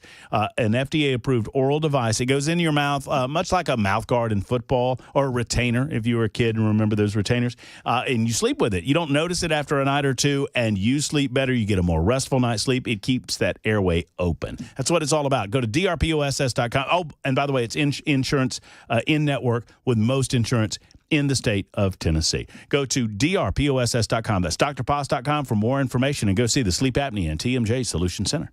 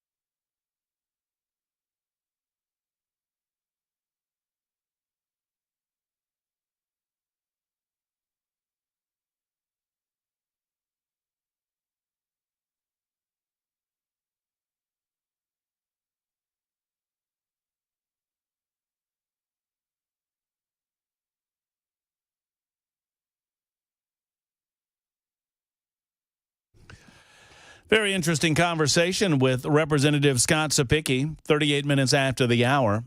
Contrary to popular belief on Nashville's morning news, Scott is not a congressman. It's my understanding. We were just having a good conversation. Dan Mandis, you were on Dan's show. Dan slipped up. He threw a congressman out there? He called me a congressman, and I said not yet. And he Dan. And he went to beside himself. You gave him a not yet? Yeah. Oh, yeah. And then he said, is there a scoop there? And I just said, have a nice day, and hung up. So, not yet. Oh, you gave another. Wait, Sapicki, was that another not yet? That's what I heard. Am I supposed to now ask if there's a scoop here? No, not yet. Well, here's the deal. Dan, if you're listening, if anybody's getting the scoop, I know who's getting the scoop. I'm not cheating on you, Dan. Yet. You're not cheating on me. Oh, I'm sorry. I was your guy before Dan was your guy. You're always my guy, but man, it's late. It's almost past my bedtime. That's true. So did I talk about the pesticide bill yet? No, but I want to finish up on IVF first. Oh, I'm sorry. Go pesticide. Ahead. So IVF is not a problem in the state of Tennessee right now. Functions very well. There are many organizations that offer in vitro fertilization. The state is not impeding in vitro fertilization in any way. No, sir. So the concern is, if I understand it, that right now under state law, a fertilized egg is a person. Personhood, yes. And if you make in vitro fertilization a right and you get the state involved in the process, then state law is going to run contrary to how the process currently works, right? It creates a conundrum. Because it's my understanding that if you fertilize multiple eggs, that some of those eggs ultimately may be destroyed. Because they do testing on them to look for abnormalities and things like that. Right. Which is illegal in the state of Tennessee to abort a baby for abnormalities of genetics. So it creates a problem. It creates a conflict where there is not currently, a legal issue. Right. And because if you bring attention to something, now you bring the eyes of the General Assembly. And like I said, I've been up there for 7 years. I've never seen one bill on in vitro fertilization, never. And now we have a bill on it, and you mark my words, I'll be telling you next year we're going to have 5 or 6 bills on it. And so was this the reason that the vote went the way that it went today? It did, because I think most of the members felt like there wasn't a problem here. We were creating a problem with this solution. And so it was tight. It was very contentious. It was very passionate, which is what you hope for your legislators, right? You want them to be passionate about these issues. And it was a very robust debate. And when the vote was taken, like I said, 40 Republicans out of 75 voted against it. Tell me what the roundup, the pesticide legislation is about. So that is about labeling through the EPA, for lack of a better word, Bayer, who owns Roundup, has been getting sued because of the glyphosate that's causing problems with cancer. And so what they said was, hey, it's not our fault, because the EPA sets the warning label. Mm-hmm. So if it's not on the warning label that the EPA sets, you can't blame us. And so they wanted to run a bill, and I'm trying to give you the 90,000-foot level here. But basically what it did is it created a type, in air quotes, immunity for the company that if it's not on the warning label, then you can't hold them responsible for it, that the EPA creates based off of the data and testing that the company supplies for them. Mm-hmm. So it's been a very contentious bill in the Agriculture and the Judiciary Committee. It wound up in Judiciary, was debated for about 3-4 hours in two time slots. And I think it got to an impasse where people just weren't comfortable. And, you know, when you're in the General Assembly and you're representing people, there's that thing in your gut, right, that you just don't feel right. Something's not right. And the one thing you do is, as a legislator, is you pause. And so there was a motion made to let's roll this to the next calendar next year. Let's give us time to think about this, look at the language, see if we can make it better, see if we can tighten it up, and then let's bring it back and discuss it after we've had time to think about it. And that's all that's happened is the Judiciary Committee pressed the pause button. It's paused till next year. We're going to think about it. We're going to consider it, and then we're going to come back and hopefully make a real good decision. Have you thought much about the vape legislation? We have a huge problem in Tennessee with vaping, especially in our school systems. I have been working on legislation.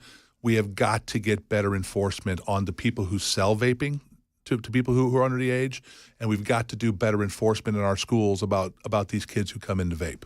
Does that, I mean, and I don't know that any of the vaping organizations would disagree with that. I think they're on the record as saying they're fine with more stringent enforcement of the current law. Correct. What they don't want is to be taxed at a greater rate than tobacco companies. Mm-hmm. Here's what's crazy. I've seen the studies, Matt, that it's quite possible that the studies show it might be better for you to smoke a cigarette than put those chemicals into your body that's in vaping. We're starting to see this show up with athletes who are vaping. Their lung capacity is being diminished.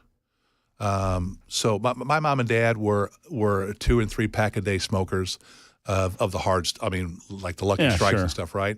And when they stopped smoking, it cleared their lungs back up.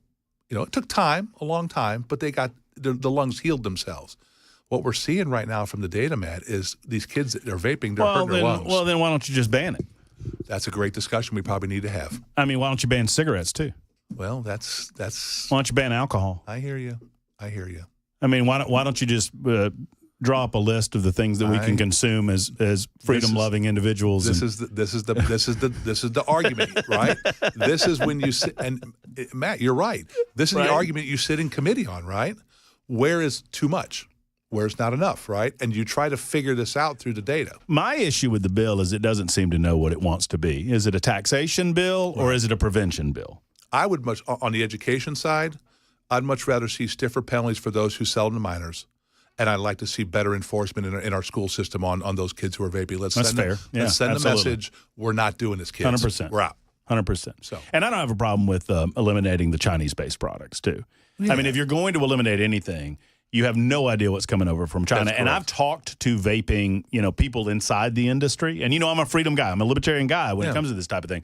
But even they say, you know what, if you want to eliminate that, they're not necessarily going to advocate for it publicly, but they don't have a problem with it. If you're over the age of 18 and or 21, you want to do this, It Okay? is. I mean, It is what it is. Several people have asked this question, and I don't know if you'll have an answer today. But before you go, I want to kind of throw it on the table and bring it up because it kind of hits close to home. One of our own, Chris Hand, Yes. our midday show host from 9 until noon. I've already called on it today. Did you? I sure did. What? So do we know? What do we know? I've reached out to Chris, and I've asked him to ask for the incident report. Okay.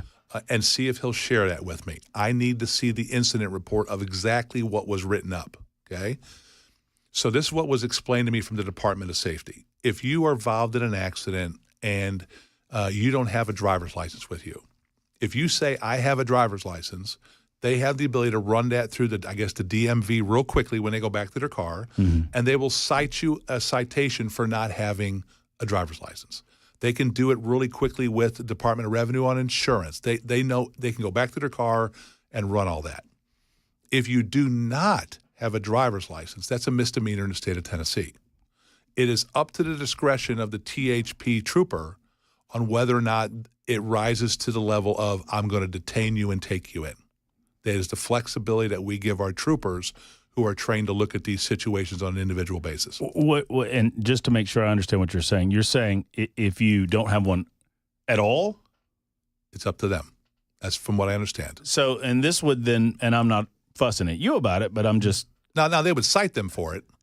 Yeah, and write them a ticket to appear. How does that not make the state of Tennessee liable if they let someone go and that person goes down the road and doesn't have a driver's license, and the state of Tennessee now knows that we just let a guy drive away without a driver's license and they go kill someone? That's why we have to write legislation to fix right? Because things get exposed, right?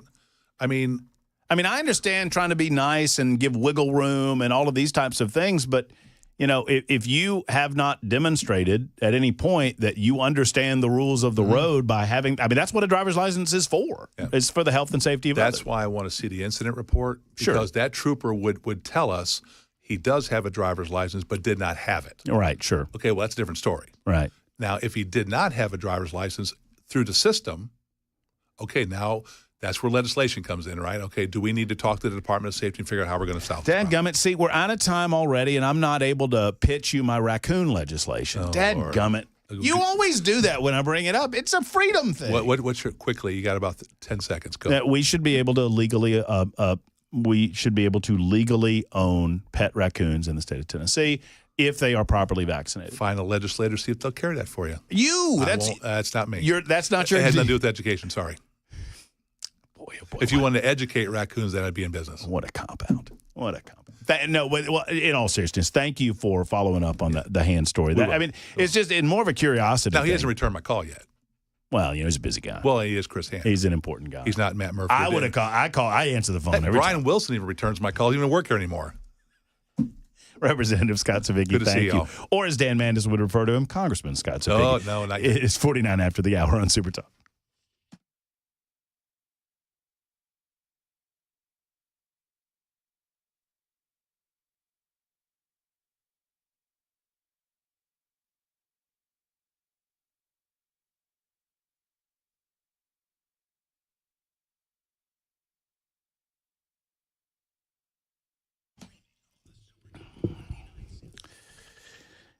It's come to my attention that some of you don't believe me when I tell you the incredible selection at Nashville Safe House is beyond anything you could possibly comprehend, not just in the state of Tennessee, but across the United States of America. So I thought I'd bring the guy that brought all the safes to Nashville and Nashville Safe House, Mark, on the show to confirm what I'm telling you. What's up, Mark? How are you? I'm doing good. I don't know if I can beat raccoon licenses or legal raccoons, but I'll talk about safes. I want a pet raccoon, Mark, and the only way to get it is until they eat your fingers off. They're not going to eat your fingers off much. Did you ask me, Mark? Have you ever had a pet raccoon? Hey, Mark, have you ever had a pet raccoon? Funny you should ask me, Matt. Yes, and it was the meanest critter I've ever come across in my life, and I've raised it from a baby. Well, they say pets reflect their owners. That's what they say. Well, now I have a Maine Coon cat that's like the best cat ever, if you like cats. Some people don't, but you know. I dig it. Well, you know So what I'm disputing that, but this raccoon, trust me, nah, they'll eat your fingers off. I like safes. I like vault doors. I like tornado shelters, and you've got all of those at Nashville Safe House. I want to, in the couple of minutes that we have, I want to talk real quick about tornado shelters because we've had a lot of we have, yes, sir. We have a lot of nasty weather going on. What do people need to know about the shelters that you have? And I mean, obviously you've got them. I think you've got one on the showroom floor, don't you? Yeah, we have displays that you can come in and look at, but right. You know, the March, April, May is the real tornado season around Nashville, but you can have a tornado anytime or severe weather any month of the year in Middle Tennessee. So, you know, we have above ground shelters, meet or exceed all the FEMA standards for storm shelters, good through an EF5 storm.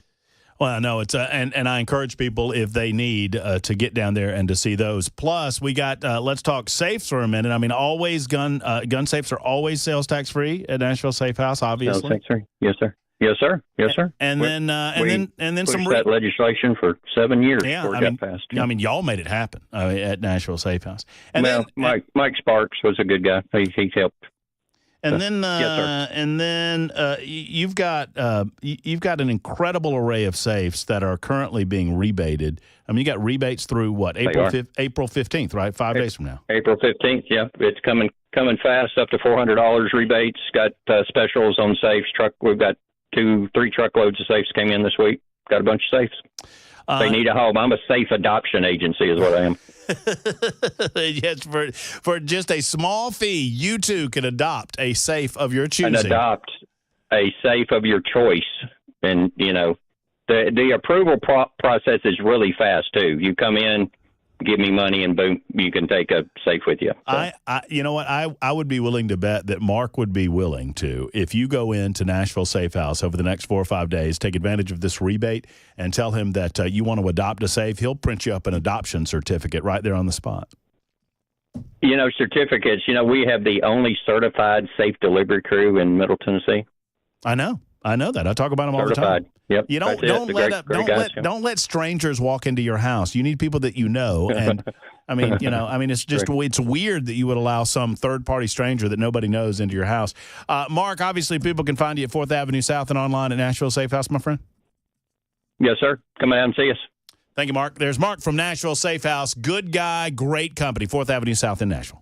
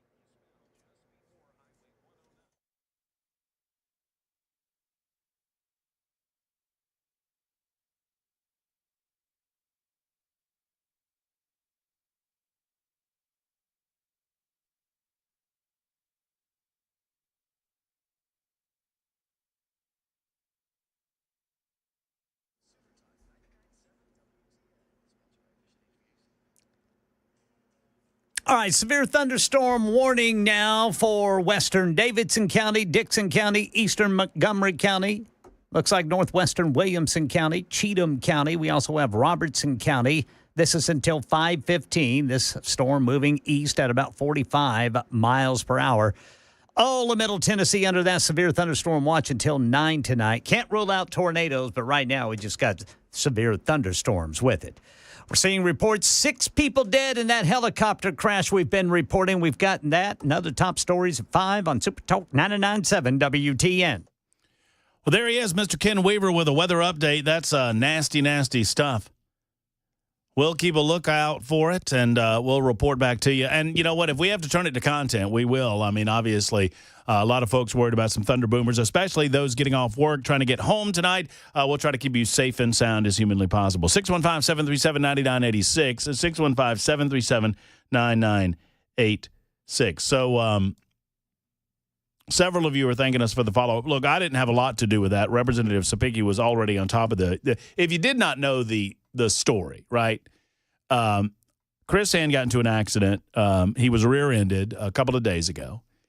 And in the course of the state trooper responding to the accident, obviously it was the individual who rear-ended him's fault. It's always your fault if you rear-end someone, with very, very few exceptions. And the individual did not speak English. So, I mean, you know, we can make presumptions about what that means in terms of his legal status if we want, but we cannot definitively determine that this person is not in this country legally. I mean, plenty of people are here legally that don't speak English. So this person also indicated that they did not have a license. And apparently Chris asked the trooper, does he have a license? And he said no, but it's irrelevant. So we need to figure out if the trooper meant that he doesn't have a license on him versus he doesn't have a license at all. Because I'm a little confused. It is not permissible to drive without demonstrating that you have the ability to understand the rules of the road. That's what a driver's license is. You understand the rules of the road, and you are not a health or safety danger to other people on it. That's the whole point of licensing. That's why, as a civil libertarian, I agree with licensing, but not because I want to protect you as a driver. I want to protect me as a person who's also in my car trying to avoid you. I want to make sure you understand what to do if we get to a stop sign, whatever. So it's odd to me that we have a government that would allow somebody that hasn't demonstrated that they have a license to drive away. But apparently that's what happened. So we'll continue that investigation. We'll also talk about an update on the Covenant, quote-unquote, manifesto. That's up next on Super Talk 99.7 WTN.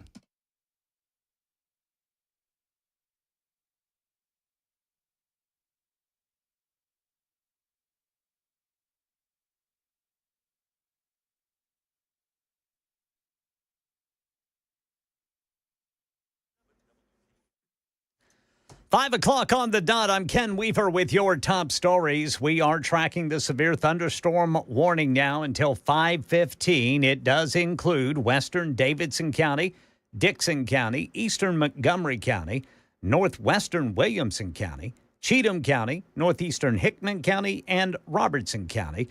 This is till 5:15. This is a storm that the National Weather Service says has reached severe limits. It's moving east at 45 miles per hour. Now, all of Middle Tennessee is under a severe thunderstorm watch until 9 tonight, so we could have some more storms pop up. Low risk for tornadoes, but can't rule it out. Full forecast and traffic coming up in 5 minutes. We're seeing reports that 6 people died in that helicopter that crashed into the Hudson River in New York City. When I came to the water, I saw like half the helicopter leaning to the side inside the water, and then as eventually it went like deeper in. Yeah, authorities say all 6 people aboard the helicopter, including the pilot, and then a family of 5 tourists from Spain, 2 adults and 3 children. Meanwhile, at D.C.'s Reagan National Airport this afternoon, 2 planes clipped wings while taxiing for takeoff. FAA investigating that. Also in Tennessee, terrible ending to the search for an autistic little boy in Memphis today. Authorities say 5-year-old Caden Nolan was found dead in a pond after a citywide search. Authorities say he had been placed under the care of his aunt, who had fallen asleep while she was watching him. And the undocumented students bill has passed the full state Senate, now only has to get through the House before Governor Lee can sign it into law. The bill says state school districts can refuse to enroll illegal immigrant children. Here's Channel 4's Stacey Cameron. 17. That's the number of votes that the undocumented students bill needed to pass. It got 19. Debate on the undocumented students bill went on for close to an hour. Senator Watson, who sponsored the bill, argued it's a money issue, claiming undocumented students cost Tennessee schools at least $35 million a year. But 6 of Watson's Republican colleagues turned against the bill, joining Democrats who say it's morally wrong to deny children an education, saying this bill is punishing kids for their parents' choice to come to the U.S. illegally. Well, the whole nation is watching. Tennessee Republicans hope it leads to the U.S. Supreme Court reversing a 1982 decision that guarantees access to a free public education for children, no matter their citizenship. U.S. stocks closing sharply lower today, wiping out some of the previous day's rally as investors adjusted President Trump's decision to suspend some tariffs while escalating a trade war with China. That's the latest news. Traffic and weather next. I'm Ken Weaver, WTN News.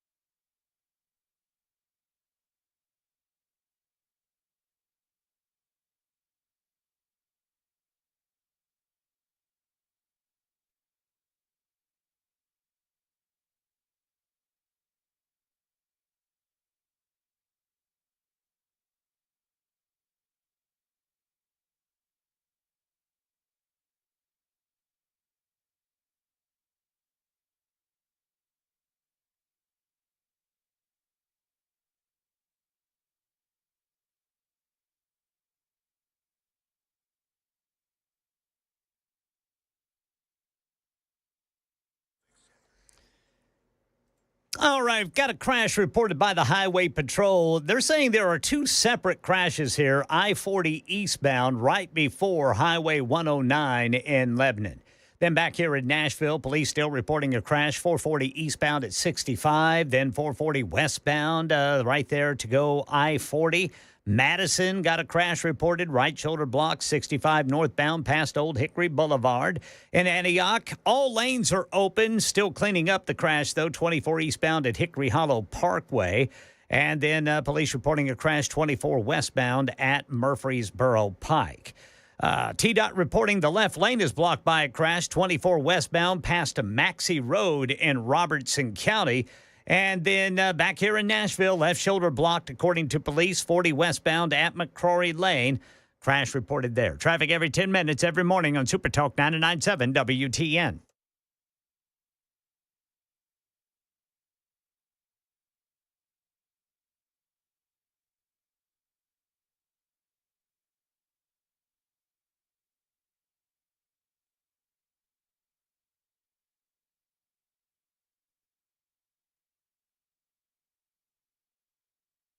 Weather can change in an instant, and you need to be prepared for any outcome. That's why Generator Supercenter of Nashville will help keep your family safe and connected. We make buying a backup generator simple and easy, with financing options available, free in-home estimate, turnkey installations, no worry warranty, and most importantly, the monitoring and service of your fully installed generator. Come see us at our location in Nashville or visit us online. Generator Supercenter of Nashville.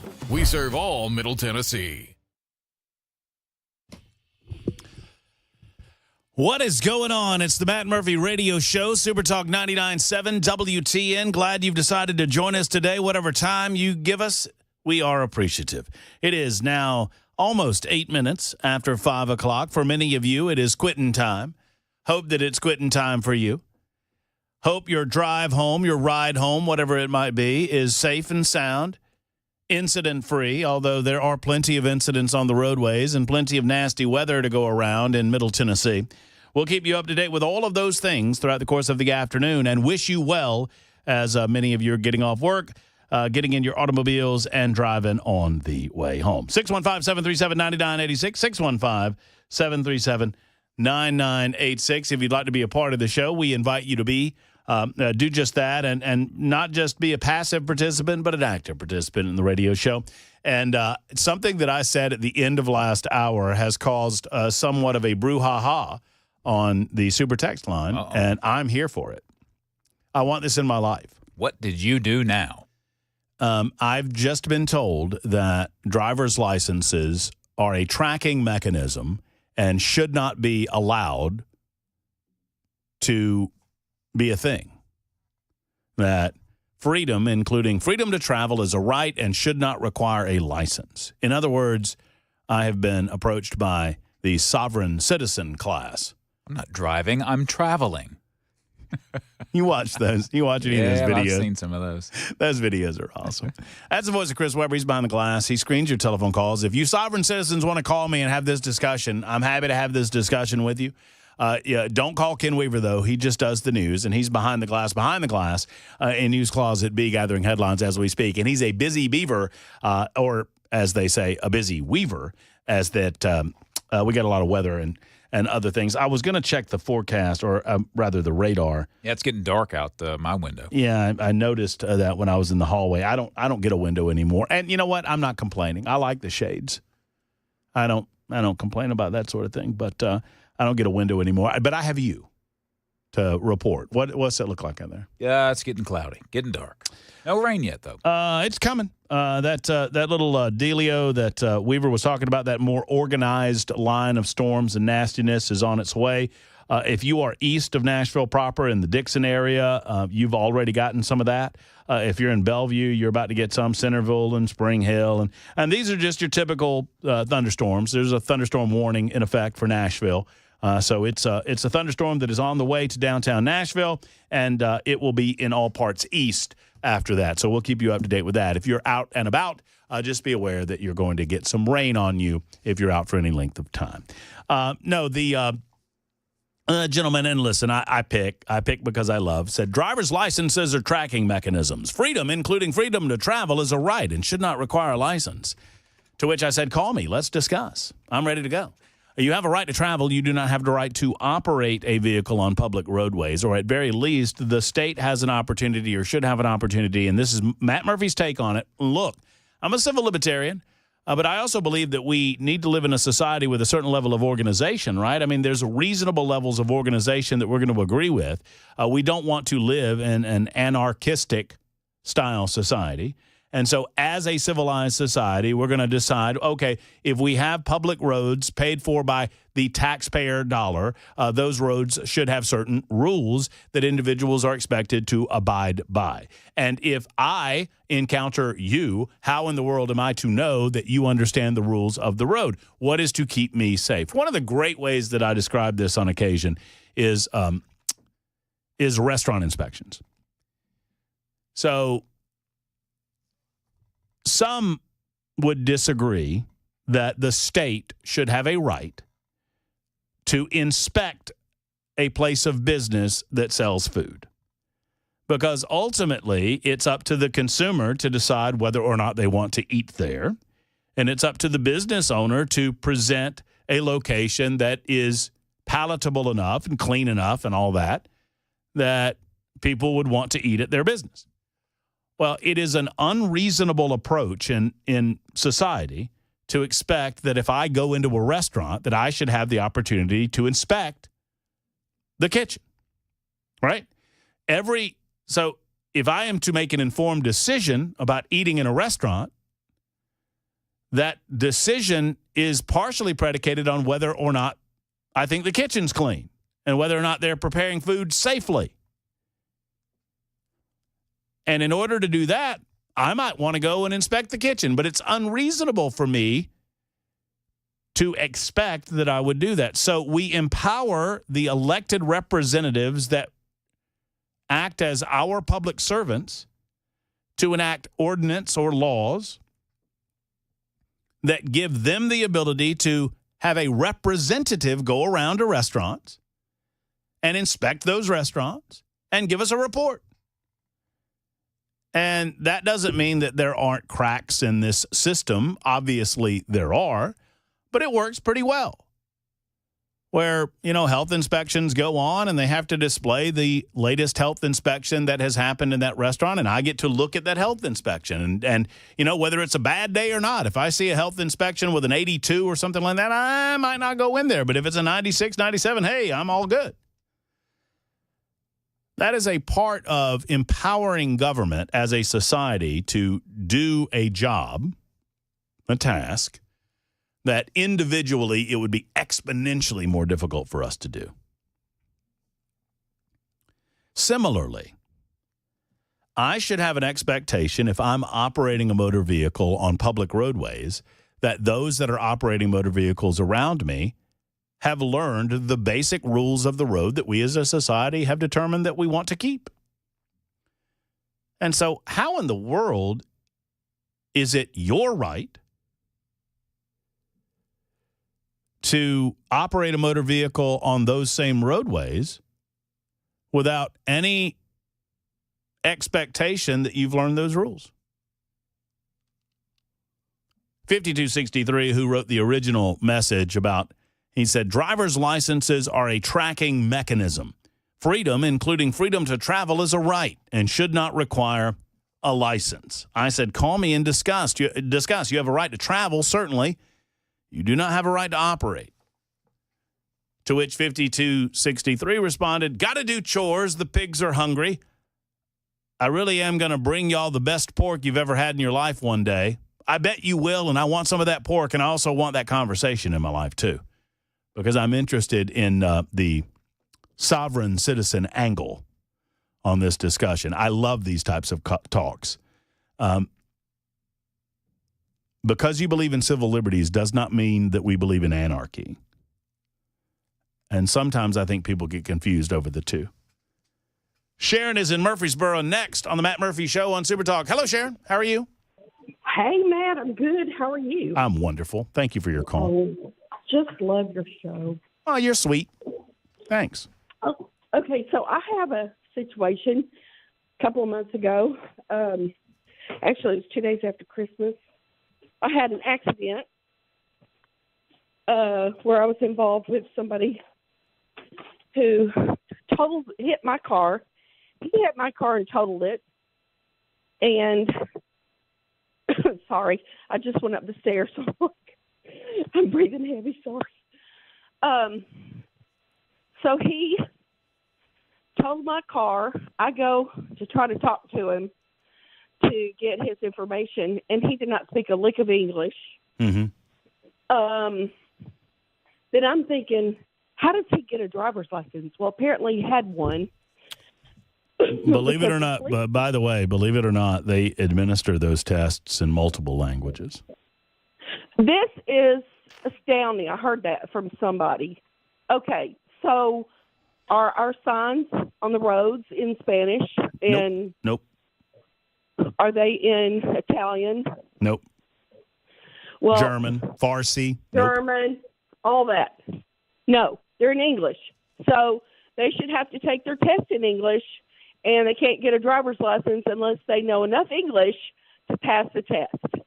Period. So here I am. The guy was driving for Uber at the time as well. And how does he even drive for Uber if he can't speak English? Or how do you get a driver's license if he can't speak English? And then his insurance wouldn't pay anything. Uber takes responsibility, but they're very limited on what they will do a settlement for to pay on my car that the guy totaled. So here I am, a single mom. I'm out for a rental car, and then I have to buy a new car. And, it's just, this puts people in a really bad position where you're out a lot of money that you probably don't have because of somebody else's stupid maneuver that they shouldn't have had a license to begin with. No, it's an extreme source of frustration, and I can hear the frustration in your voice too, Sharon. I'm going to try to get to the bottom of why we are allowing. And I got a little feedback there, Sharon. I'm going to let you go. God bless you. Thank you for your call. Thank you for the kind words. So, I am against offering licensing tests in foreign languages. Unless and until we have multiple languages in terms of instruction on the roads, your roadway instructions are in English.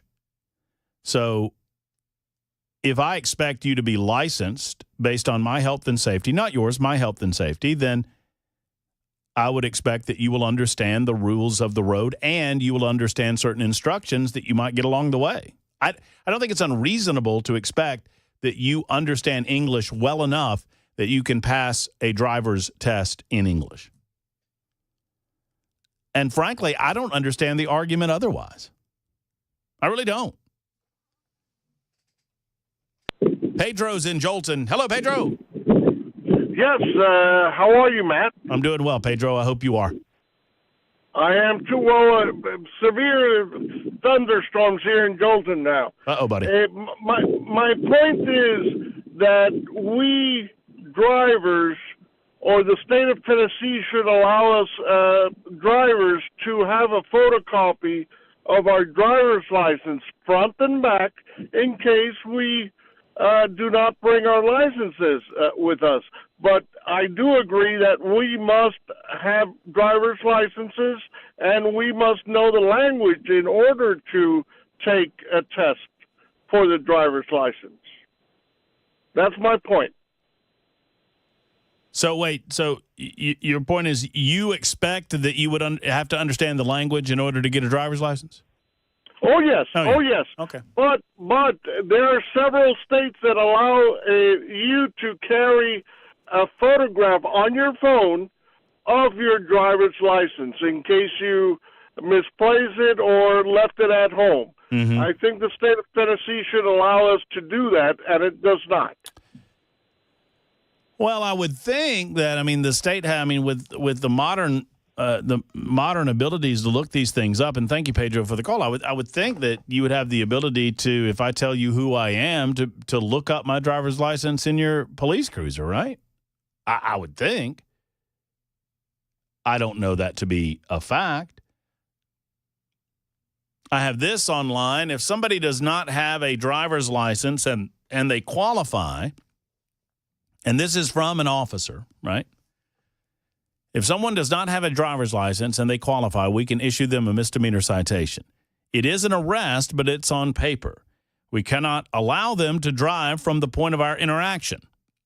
We either tow their vehicle to the impound or they have to call someone to come drive for them that has a valid driver's license. If they do not qualify, then we have to take them to jail. Either way, they're not driving from the scene of the traffic stop or the crash. I've also found, writes this police officer, that certain shady insurance companies will give someone insurance based on a foreign driver's license, even though they are not licensed in the United States. So there may be a miscommunication. The genesis of this was Chris Hand's interaction, and we don't know exactly what the trooper meant by, no, he doesn't have his license. He might have meant that he doesn't have his license on him, and that's why he allowed him to drive away from the scene. But according to this officer, That is not the law. The law is misdemeanor citation if you don't have your license. You're allowed to drive from the scene only if it is demonstrated that you actually have a driver's license. Otherwise, vehicle towed or somebody else has to come along. 22 after the hour on Super Talk 99.7 WTN.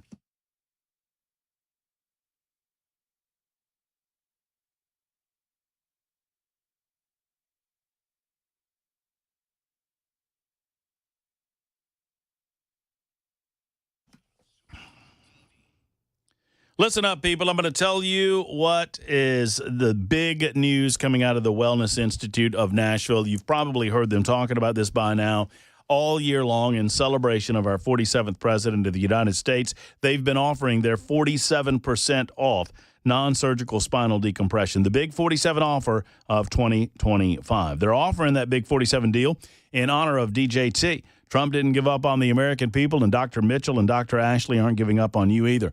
When it comes to back pain, neck pain, knee pain, hip pain, elbow pain, anywhere it hurts, Dr. Mitchell and Dr. Ashley are in the trenches fighting for you to help you win the battle in pain and win the battle over pain.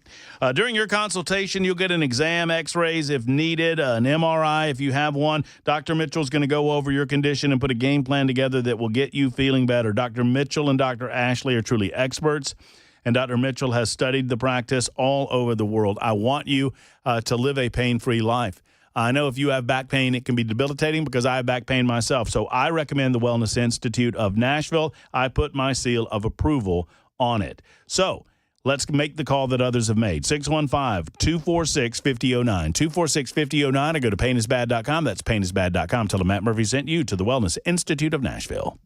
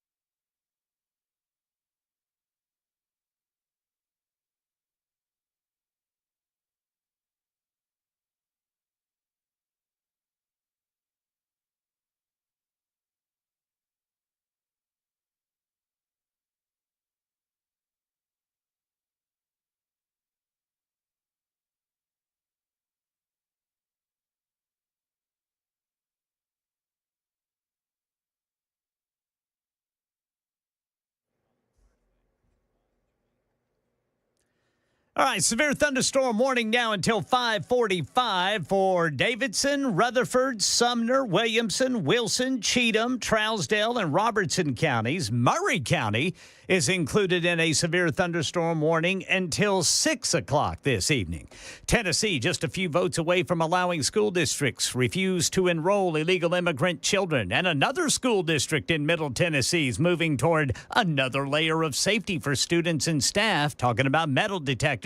Tell you all about it coming up at 5:30 on Super Talk 99.7 WTN. Now, right there is a belly full of headlines, and you'll get them in just moments on Super Talk 99.7 WTN. It's almost 28 after the hour. We've got Ninkham poops in the news on the way. We've got your telephone calls on the way as well. And I believe we got a call from our good friend, Representative Scott Sapicki, in regard to Pedro's call. And Pedro, you indicated that, hey, why doesn't the state of Tennessee allow digital licenses, or at least allow proof of a license in a digital format without the physical copy? And according to Representative Sapicki, that bill is currently moving through the General Assembly. So there's movement on that legislation, and hopefully it'll get passed. I think in the modern era, it just makes perfect sense that you should be able to demonstrate that you actually have a license in that format or fashion without having to have the physical copy. Particularly,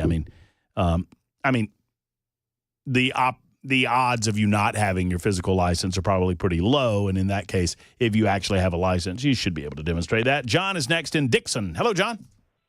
Hey, how's it going? I'm doing well. Hope you are. Oh, doing good. So, just quick. I was up in Virginia visiting my grandma. I got pulled over. I didn't have my license on me. Officer, asked me for my social security number. I gave it to him. There was no issue. Jump forward a year or two, got pulled over in Franklin, Tennessee. I was on probation at that point, but the officer wound up writing me a criminal citation because I did not have my ID on me, and that violated my probation. When I got to court, the judge dismissed it, but there was an officer that came to my house. He had to pick me up, all this because I just didn't have my license on me. And that's due to the fact that you were on probation? No, it's because I did not have my physical copy with me. He could have looked it up like the officer did in Virginia, but all these things are due to officer discretion. And if they changed the law, then there would have been no problem. Oh, you're saying the digital platform that we were just talking about? Yes, sir. If there was that, then there would have been no issue. He could have looked it up just like the officer in Virginia did. Well, I'm in favor of it. I don't see any problem with it, and I would expect that it would sail through the General Assembly now that it's been brought up. John, I'm sorry that happened to you, brother. Yeah, I am too. But live and learn, and I'm glad it's getting taken care of. I appreciate that. Yeah, man. Thank you. I appreciate you. It is 5:30 on Super Talk 99.7 WTN.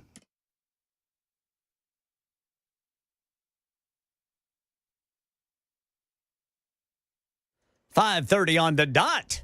I'm Ken Weaver with your top stories. Again, severe thunderstorm warning now for about the next 15 minutes for Davidson, Rutherford, Sumner, Williamson, Wilson, Cheatham, Trousdale, and Robertson counties.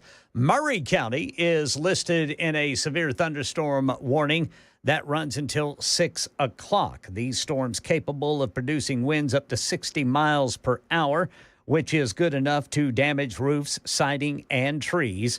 It's part of a line of storms stretching from near White House to near Brentwood and then further south, and it is moving at 45 miles per hour to the east. Tennessee's a few votes away from allowing school districts to refuse to enroll illegal immigrant children. It passed the full state Senate today, and Channel 4's Stacey Cameron tells what's next. So now focus on the undocumented students bill turns to the House, where next week the subcommittee on finance will hold hearings, but the House version still needs to come in line with the Senate version of this bill. Right now, the Senate version says schools have to ask for that documentation showing immigration status, while the House version says it's optional for schools to ask for it. If both of those versions don't get into line, the House and the Senate will have to have a conference committee to figure it all out. Another school district in Middle Tennessee is moving toward another layer of safety for students and staff. The Rutherford County School Board voting last night to approve metal detectors. All 6 people on board a helicopter that crashed into New York City's Hudson River today died, the pilot, and then a family of 5 tourists from Spain. And U.S. stocks closed sharply lower, wiping away some of the previous day's rally as investors digested President Trump's decision to suspend some tariffs while escalating a trade war with China. That's the latest news. Traffic and weather next. I'm Ken Weaver, WTN News.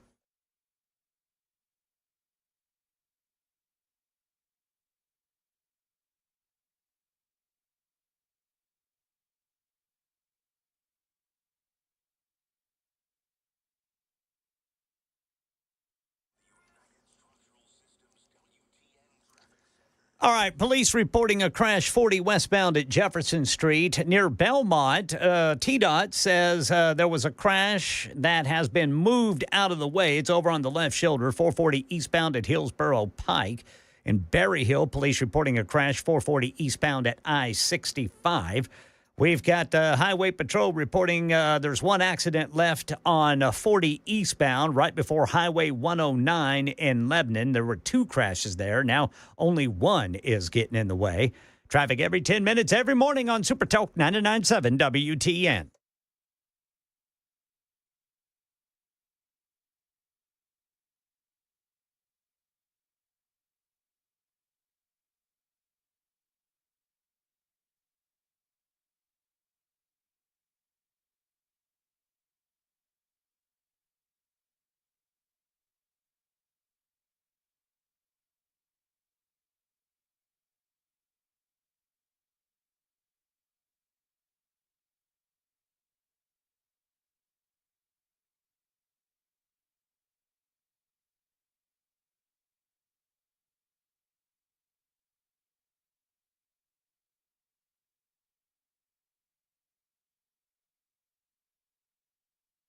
Friends, Grace Point Healthcare is modern medicine delivered the old-fashioned way. You hear them say that a lot. Why? Because, it's true. At Grace Point Healthcare, they are a primary care provider, and they are a direct pay provider, meaning that your insurance company does not get in the way of your relationship between your doctor and you. Secondarily, you know exactly what the cost of service is going to be. As a matter of fact, it's most often less than other providers. And frankly, the basic Smart Care plan lets you know exactly what you're paying. $69 a month on the Smart Care plan, and you have unlimited office visits at Grace Point Healthcare, plus free basic labs and diagnostic testing. At Grace Point, there's no long wait times. They don't believe in it. They don't believe in making you wait 2 or 3 weeks to go to the doctor. If you're sick today, you need to be seen today or tomorrow, and they do it at Grace Point Healthcare. Plus, they're treating the whole body. They also don't believe in this philosophy of there's a pill for every problem. They're going to treat your body in a natural way whenever possible. Obviously, pharmaceuticals are there for a reason, but they're never going to let that get in the way of a solution that does not involve them. They're located in the heart of Franklin, 599-6868. I believe in Grace Point Healthcare, and I know that they will provide you excellent health care, modern medicine, delivered the old-fashioned way at Grace Point.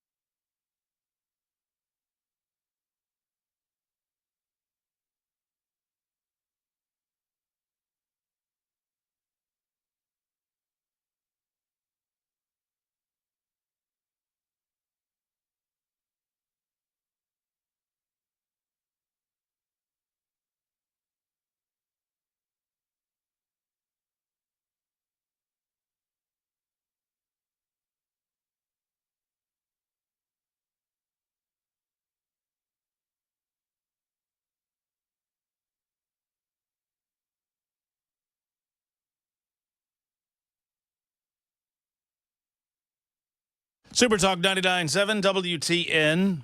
You ever close out I guess I could do recently closed tabs. I just closed out a tab, and it was my nincompoop. You did that yesterday. Did I? Yep. You sure did, Brother Murphy. Uh-oh.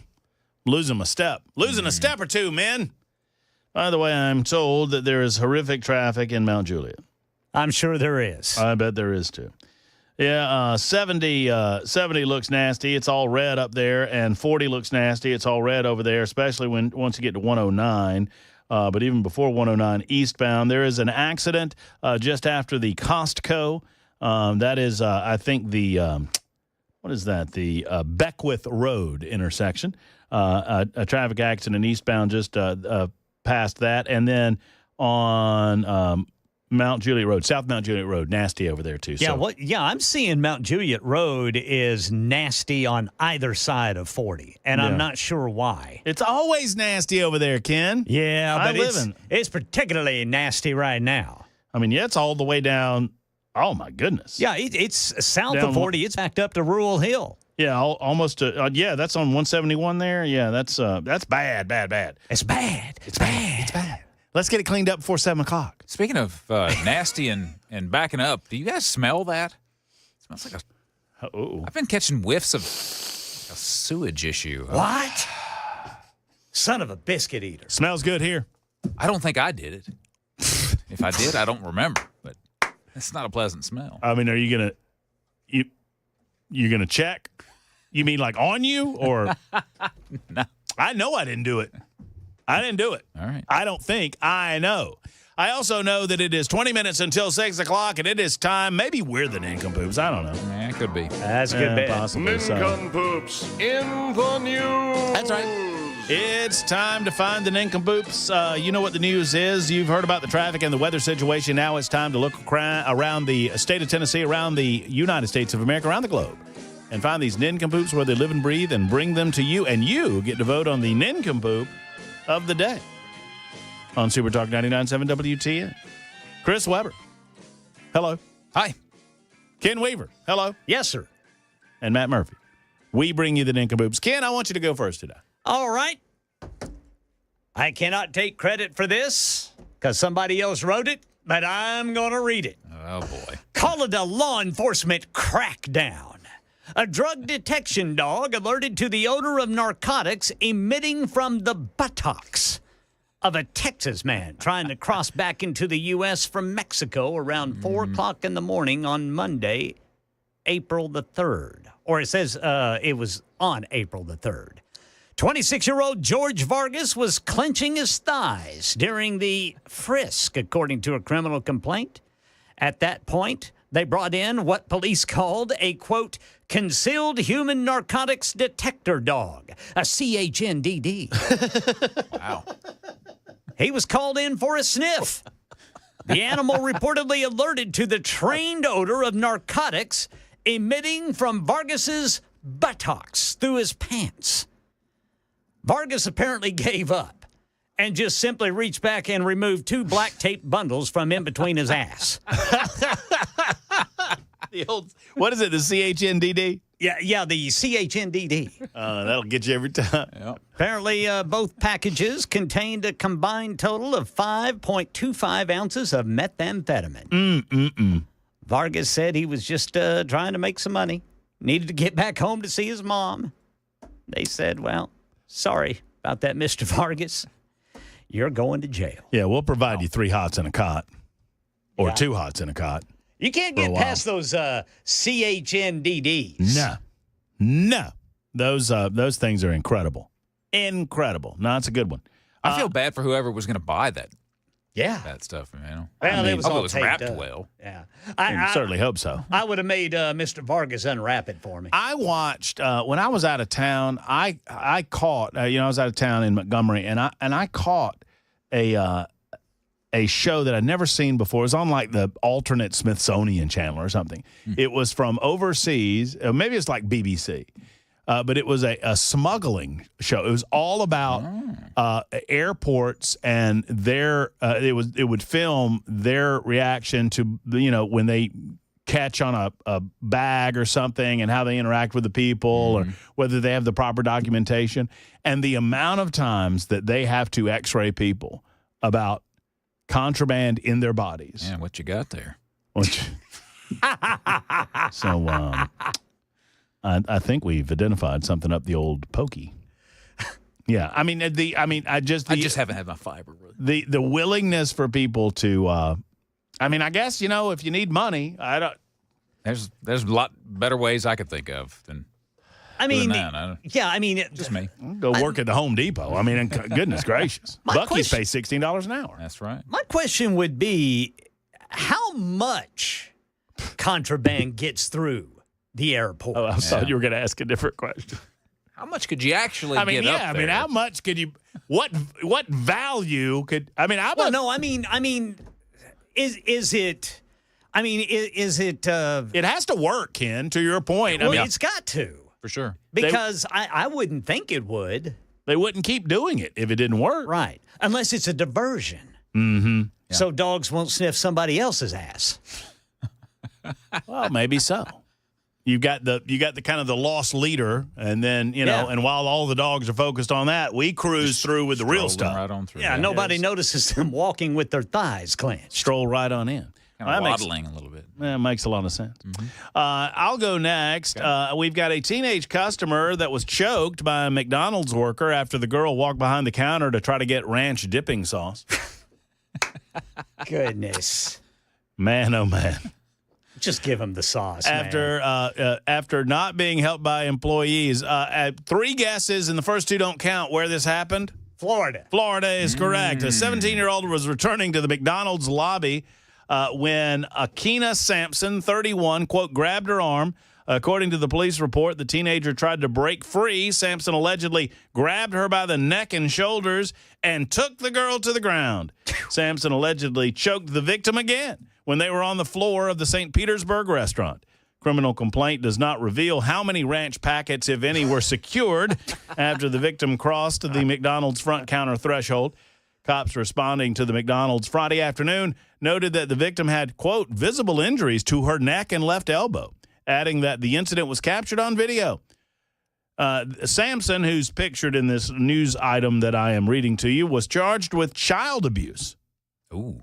17 years old, I guess. Ooh. She was released from the county jail Friday evening after posting a $2,500 bond and has pleaded not guilty to the felony count. A judge has ordered Sampson to have no contact with the victim and directed her to stay away from, quote, the area of offense, which will likely impact her employment at the McDonald's because she's no longer there anymore. I think the kid's the nincompoop. I'm taking Sampson's side. I'm taking Sampson's side too. You got to draw a line somewhere. You can't just come back here and get all the dadgum ranch dipping sauce that you want. We have a civilized society we're trying to maintain here. Well, she's working. She's working. She's trying to make a living, and I'm sure this poor little teenager who was choked is just a little angel. That's right. Yeah. She was very polite. Oh, yeah. Politely asked for the dipping sauce. And Miss Sampson just went overboard. And I'm sure she reacted well. If there's a line, I'm sure if you said, ma'am, just give me 1 second, let me finish up here, and I'll be with you. I'm sure that the little girl just reacted really well to something like that. Yes, ma'am. Excuse me, ma'am. I've been waiting for 10 minutes for my dipping sauce. I'm just going to get it on myself, if you don't mind. At the same time, as an aside, have you ever been at a restaurant, like a fast food place, where you order at the counter and then take away, and then there's a line, and you realize you don't have something, whether it's mustard, dipping sauce, whatever it might be. Yeah. And you go back up, and there's a line. What do? I go to the side of the line. Yeah. I do too. Yeah. I'm not waiting in the line again. No, I don't. I've already done that. I don't think that's right. But I'll go to the side of the line and just wait for eye contact. Yes. Right. Yep. Wait for that break. That's the civilized way to do it, right? Yep. Yes. Absolutely. And then and my technique, maybe we all have a slightly different one, but my go-to is I'm very sorry to interrupt you, but yes, I need my so. Yeah. And I'll be out of your hair. I'm betting you don't say I'm very sorry. I do. I mean, I am. I don't want to disrupt the flow of commerce here. I need my buffalo sauce or whatever it is. The flow of I need my dipping sauce. And by the way, if I don't get satisfaction, I'm immediately behind that counter, and I dare you to put me in a headlock. That's right, lady. I'd be willing to bet that girl won't do that again, though. I bet she learned a lesson. I certainly hope so. She will. And if I'm the owner of this McDonald's, I'm telling Samson, don't worry, you got a job here when the time comes. Once the authorities are off your hiney, just let us know. Don't start smuggling drugs in the airport. You got a job at the McDonald's when you promise not to choke anybody. Yeah, just that's right. There may be a better method. Mr. Weber, your story, sir. Portland, Oregon. A man living in a neighborhood is wondering who is putting gallons of urine in his recycling bin and why. Oh. Alex Van Dyne says the problem started way back in September when he noticed his recycling bin had not been collected. He says, so I went to open the blue bin, and lo and behold, there was a nice deposit of gallon-sized bottles of urine, to put it plainly, and there were 6 of them. Oh. The recycler refused to take the bin's contents because the urine is categorized as a biohazard. Oddly enough, if it had been placed in the garbage bin, it would have been collected no problem. But the mystery man didn't stop doing it. He kept dropping bottles of urine in the recycling bin. Eventually, Mr. Van Dyne stopped putting his bins out to the curb altogether so the man would quit. Well, he did, but he just moved on to the neighbors' bins instead. Mr. Van Dyne says, I don't know why he's hitting the same location so many times. It doesn't make sense to me. And why is he doing it? He says that he did capture some surveillance video of the man showing up to the house, getting out of a car, and placing the bottles of urine into the recycling bin. Unfortunately, the videos are too grainy, and it's hard to tell who it is. He was hoping to file a police report to try to get the man's license plate. He has been unable to do so up until this point. He did say that he has started putting his bins back out again at night and putting him in a different position to hopefully get a better video of him, but he has not as of yet. He says, it's a lot of pee, and it's kind of pissing me off. I bet when they catch this guy, the cop's going to say, you're in trouble. Yeah. What? I thought that was better than Why's he got gallon jugs full of pee? I don't understand what's going on. Why can't he put it in his own trash can? Or maybe he thinks the recycle bins are the trash cans. Maybe somebody should tell him the difference. But they're not his trash cans. But they're not his trash. Oh, right. yeah. But even still, why is he specific? No, to Ken's point, why is he specifically picking the recycling? Like you would think he would. I think the bigger question is, why is he peeing in the bottles in the first place? I mean, that's a good. And is it him that's peeing in the bottles? Maybe it's somebody else's pee. Mm-hmm. Maybe he's just the collector. Good old Portland, Oregon. Collector. Gee, that dude's got problems. 6 gallons of urine. This guy's got a trunk full of feet. There's your nincompoops in the news on Super Talk 99.7 WTN. You get to vote. 615-737-9986 on the Super Text line. Ken Weaver, Chris Weber, Matt Murphy. Yeah. I'd almost vote for the P story myself if I weren't in the mix. It is 51 after the hour. Super Talk 99.7 WTN.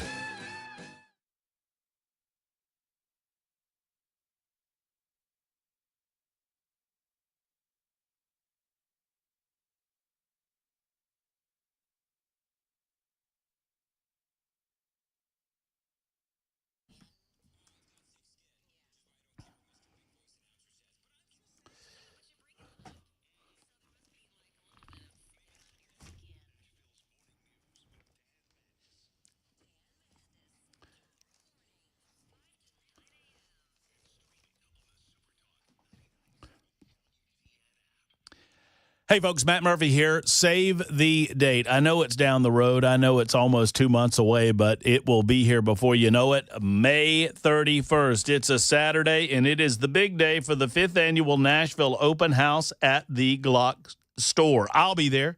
Chris Hand will be there. Dan Mandis will be there. More importantly, we want to see you there. Now, we'd love to meet with you and sit down with you and talk with you, which we do every single year, but the Glock store has some big-time special deals that I want to tell you about because, let me tell you, all of the details have not been worked out, but the Glock store gives away tens of thousands of dollars worth of merchandise at their big Nashville open house. It's pretty cool. I mean, last year alone, they gave over $15,000 away.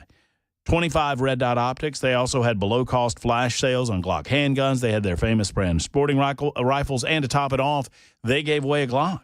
A customized Glock worth over $1,800 was given away just for signing up. And this year's going to be even better. Rumor has it, multiple Glocks given away. So Saturday, May 31st, mark the date, 10 to 2. My place to train, my place to shoot, the only place to buy. It's the Glock store. Minutes away from the airport and worth the drive from anywhere. It's the Glock store.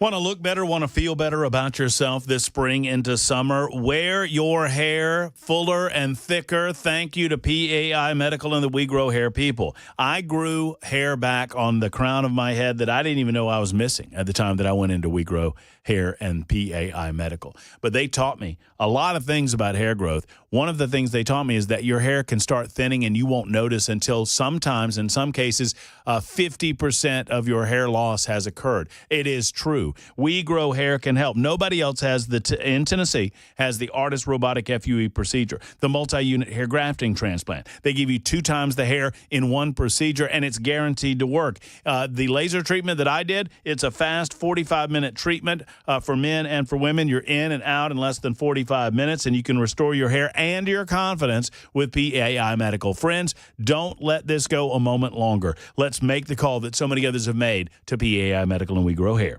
615-376-6010, 376-6010, or go to WeGrowHair.com. That's WeGrowHair.com.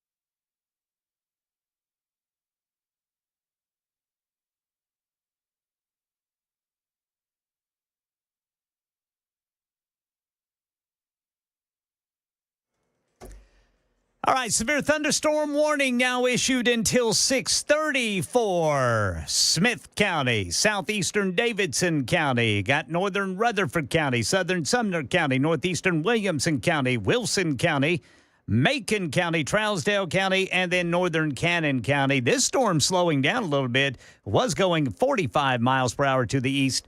Now it's just 35 miles per hour. And it's just a severe thunderstorm warning. Tennessee lawmakers closer to passing a law, sure to end up before the U.S. Supreme Court. We'll tell you about it at 6 on Super Talk 99.7 WTN. There has been a tremendous amount of response over the Peace story. All of the stories, really. But there's a lot of confusion as to what we're doing here. With the Peace. I mean, well, I think I would say what the dude is doing regarding the and then what we're doing. Yeah. I mean, I think I have no clue. I ask myself that question every day. I do as well. Why is he saving? Someone has suggested that maybe he is a drug, maybe he's a dealer, he's a clean pea dealer. Well, why would he be throwing it in the recycle bin? Well, maybe I don't know. It expires. I don't know. Maybe it goes old. Spoiled pea. Maybe somebody's supposed to come pick up the clean pea. Oh, yeah, that's just a clean pea drop-off. Right. Yes, the dead drop. Mm-hmm. Yeah. Maybe he is pissed off at the recycling company for, not picking up recycling. Maybe Sandra writes in and says, this is not a nincompoop. It's a nincompoop. Bingo. She wins. The guy's not just wanting to recycle water. They see that we need to conserve water. Maybe he's just trying to recycle this. I mean, maybe he thinks it's recyclable. It was Portland, Oregon. Yeah. It was Portland, Oregon. Yeah. Portland, Oregon. You never know what's going to go there. We got another hour to go. We're going to talk, an MSNBC host was humiliated. Marsha Blackburn and Bill Hagerty has filed legislation, and daylight saving time might be on the chopping block. That's all to come on Super Talk.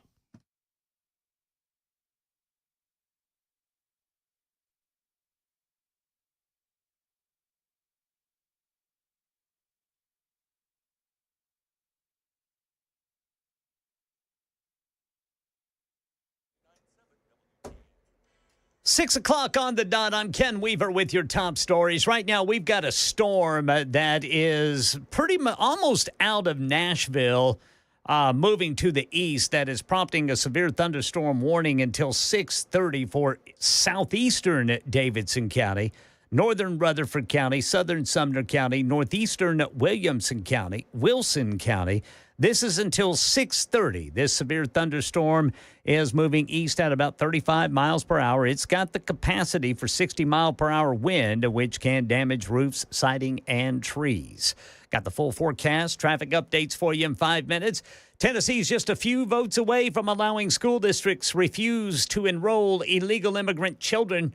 It passed the full state Senate today. Channel 4's Stacey Cameron was there. It was Republican Senator Farrell Hell who made the most passionate plea why the Senate should vote it down, quoting the Old Testament book of Ezekiel for why he found the bill morally wrong. The child will not share the guilt of the parent, or the parent share the guilt of the child. Mr. Speaker, I believe that we are punishing children for the wrongdoing of their parents. Yeah, I mean, I think everyone struggled with that issue. I think the Speaker Pro Tem struggled with that issue, and members landed where they landed on that. Now, the undocumented students bill moves to the House Subcommittee on Finance next week, where it's expected to receive some pushback on the administrative costs that this would put on local schools. Another school district in Middle Tennessee is moving toward another layer of safety for students and staff. The Rutherford County School Board, according to Channel 4, voted last night to approve metal detectors. And we're seeing reports 6 people dead in that helicopter that crashed into the Hudson River in New York City today. Aaron Katursky. And those divers told us they did everything they could, but eyewitnesses said the helicopter came down very fast. The Hudson River is frigid. Rescue boats sped toward the wreckage site, but by the time they got there, they saw the helicopter had come down upside down. Meanwhile, at D.C. Reagan National Airport, 2 planes clipped wings while taxiing for takeoff. No one was hurt. Federal Aviation Administration is investigating. Well, stocks closed sharply lower today, wiping away some of the previous day's rally as investors digested President Trump's decision to suspend some tariffs while escalating a trade war with China. Inflation cooled off last month, according to the latest report. Here's Brian Clark. Consumer prices increased by 2.4% in March compared to a year ago. That's a cool down. Economists projected a 2.6% increase, but this data was collected before President Trump's tariff escalation. Economists say tariffs could leave inflation high. The 2.4% reading is still above the Federal Reserve's 2% target. That's the latest news, traffic, and weather next. I'm Ken Weaver, WTN News.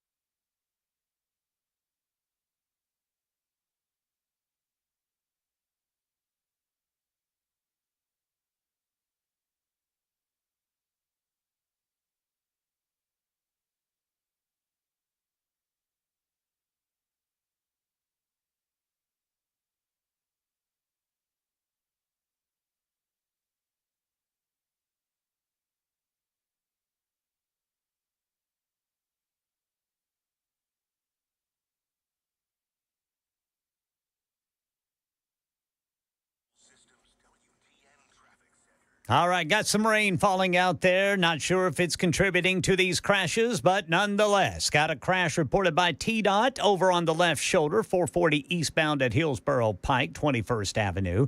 Berry Hill, police reporting a crash 440 eastbound at 65. In Lebanon, we got one accident left. The highway patrols working there 40 eastbound right before Highway 109. And then in Green Hills, a crash blocking the left lane. 440 westbound at the Woodlawn Drive overpass. Traffic every 10 minutes every morning on Super Talk 99.7 WTN.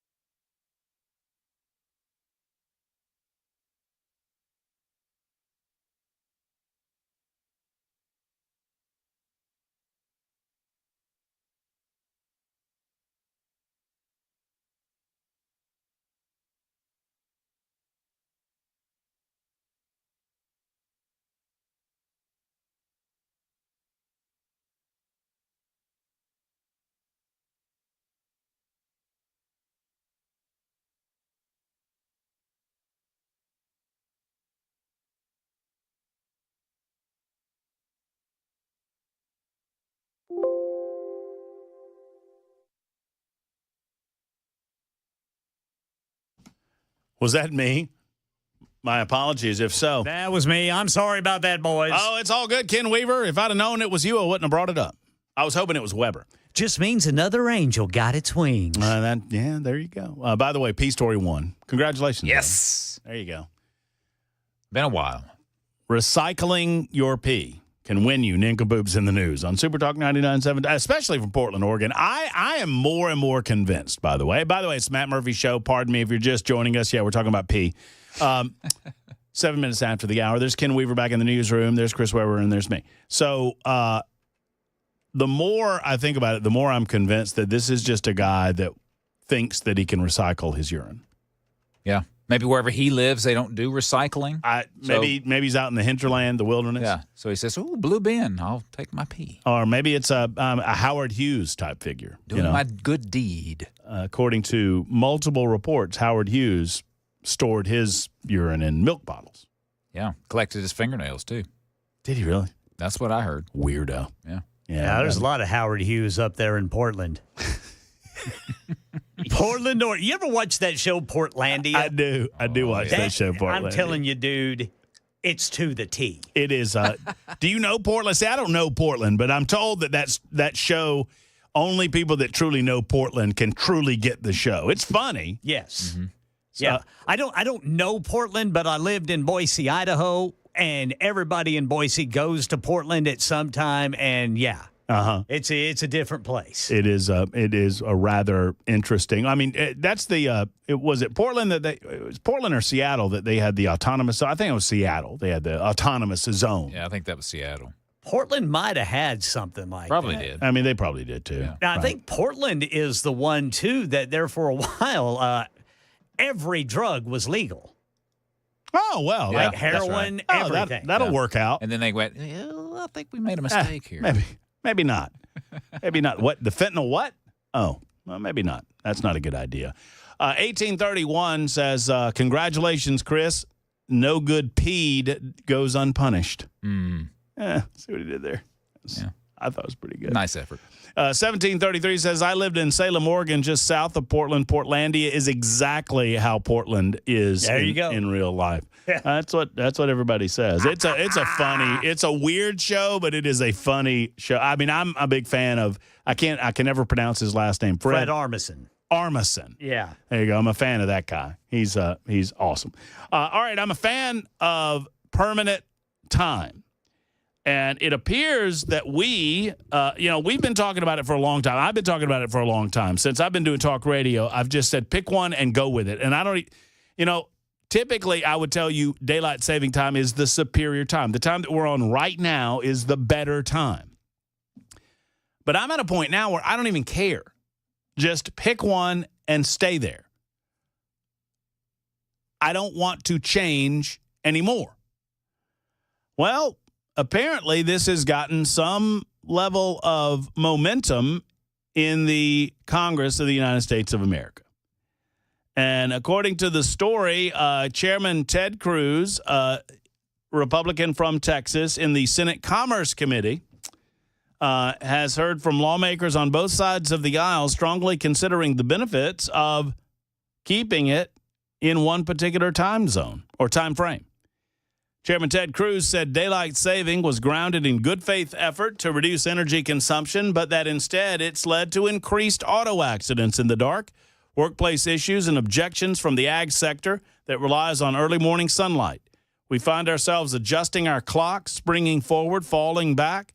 For many Americans, this biannual ritual is a minor inconvenience, but when we take a closer look at the implications of changing clocks and impacting our economy, our health, and our everyday lives, we can see the practice is more than just an annoyance. The idea was simple. Fewer hours of darkness meant less electricity consumption for lighting and heating. However, but see, there aren't fewer hours of darkness. Even the way that Ted Cruz says it annoys me. You're not creating light or creating the dark. You're just making people feel better because they think they're getting up later or whatever. You adjust your schedule based on the light.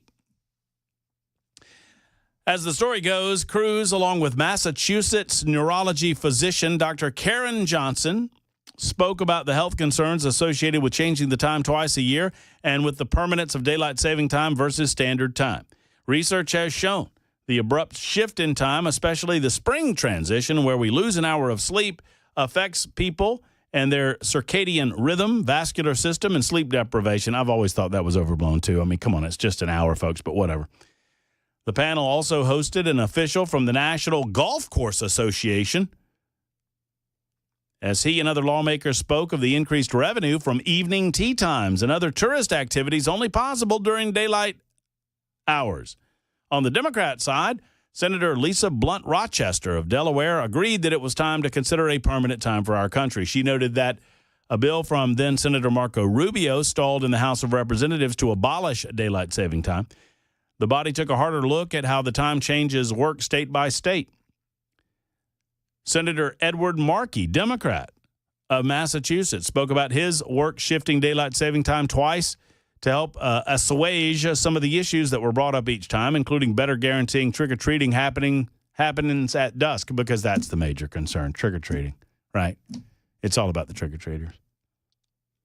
Lock the Clock is a movement founded by Scott Yates, who testified about the flawed history of daylight saving time, noting a time during the 1970s energy crisis that the Nixon administration briefly made daylight saving time permanent.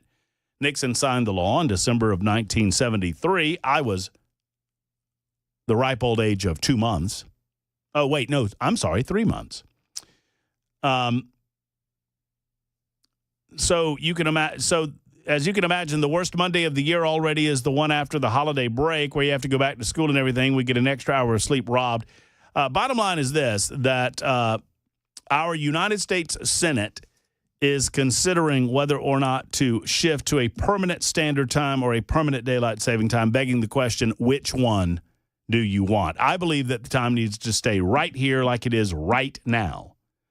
And I understand that some of you mamas and daddies complain that in the wintertime months, your precious angels will have to go to school and stand in the dark at the school bus, to which I say lanterns are readily available at the Academy Sports or the Home Depot, battery-powered lanterns, or I bet you that you can find one that you can charge on a regular basis. A lantern or a flashlight or some other form of glow stick might work for you. I don't believe that we should set national policy on what damn time it is based on the fact that your precious angel, no offense to your precious angel, I want them to be safe, but I don't believe that this is such a danger that we need to set our policies based on the fact that the kids have to stand at the school bus for a month or so out of the year, perhaps in a little bit of the dark.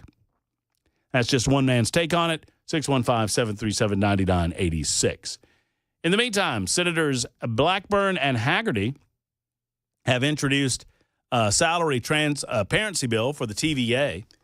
You know, I was like this week old when I found out, or maybe it was last week, that I found out that the TVA is wholly owned by the federal government. Yeah, I didn't know that either. I did not realize that, but it is. And Haggerty and Blackburn have now introduced a bill in the Senate that would require the TVA, the Tennessee Valley Authority, to make public far more salaries paid to its employees. TVA reports only the salaries of its five highest paid executives. U.S. Representatives Tim Burchett of Knoxville and Steve Cohen of Memphis jointly introduced the TVA Salary Transparency Act in the House of Representatives January to force more disclosures. You don't get Burchett and Cohen agreeing on very much, but they agree on this apparently. The bill would require TVA to report the salaries of any employee making more than $123,041 per year. That's $123,041. I don't know why. Oh, I guess it's based on the highest pay grade for federal employees in a system called the General Schedule. It passed in the House unanimously January 15th. TVA funded by sale of electricity to 10 million customers, of course, in 7 southeastern states, and is owned by the federal government. The federal utility had 11,312 employees last year. It reported a median total compensation. Man, oh man, we need to work for the TVA. Guess what the average salary of the TVA is? $100,000. $100,000. Can you want to guess? I'll say $101,000. Oh, Price is Right rules. Yeah, that's not fair. No, I hate those people. Don't you hate those people? They stand there and they're just $1. Oh, you suck. $1, Bob. What are you talking about? Well, I win $1,000. Well, you did. You did. See there?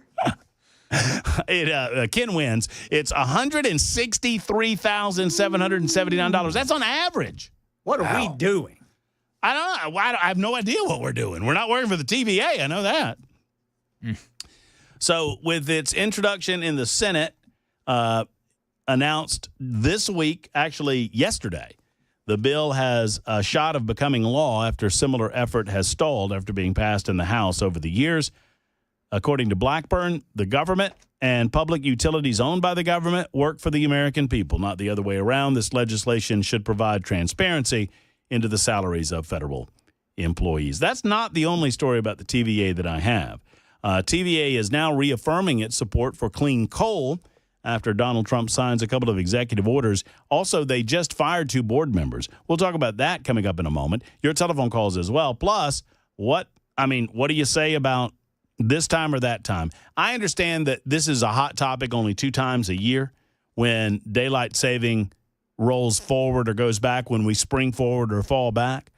But I think it's high time. We've got Donald Trump is our president of the United States. You got Elon Musk cutting billions of dollars on a daily basis through his Doge program. We've got a stoppage of illegal alien activity. We've got deportations going on. We've got activity on the energy sector. We've got activity on the foreign policy sector. We've got activity on tariffs. It's time to deal with this time change nonsense and be done with it, right? Right? 19 after the hour on Super Talk.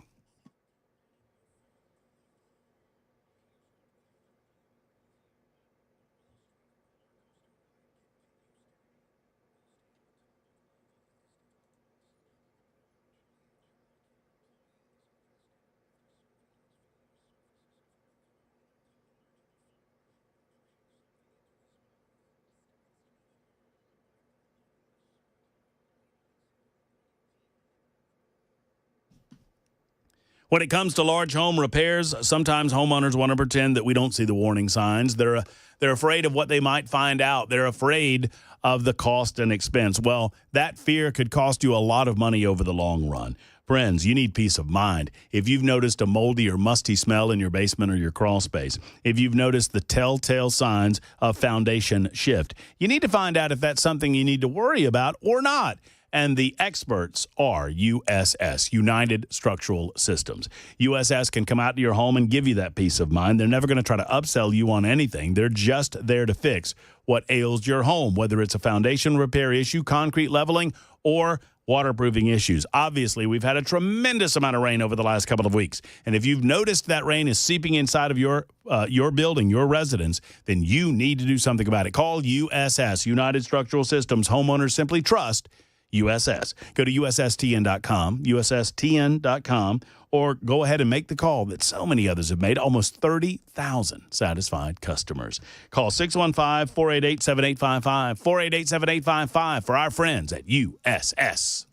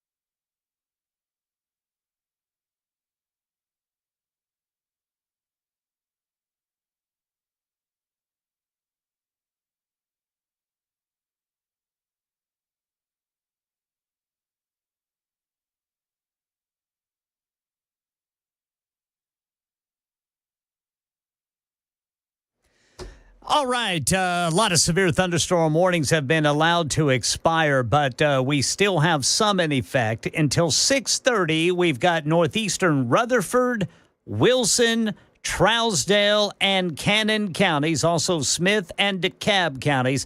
Severe thunderstorm warning in effect until 6:30. This thing is moving to the east at 35 miles per hour. It's capable of winds that can damage roofs, siding, and trees. Supreme Court's ruled on the man a lower court judge says needs to be returned from that prison in El Salvador. That's coming up at 6:30 on Super Talk 99.7 WTN. Thank you, Ken Weaver, 24 after right now. Super Talk 99.7 WTN. Dana says, Matt, those kids at the bus stop do not need a lantern.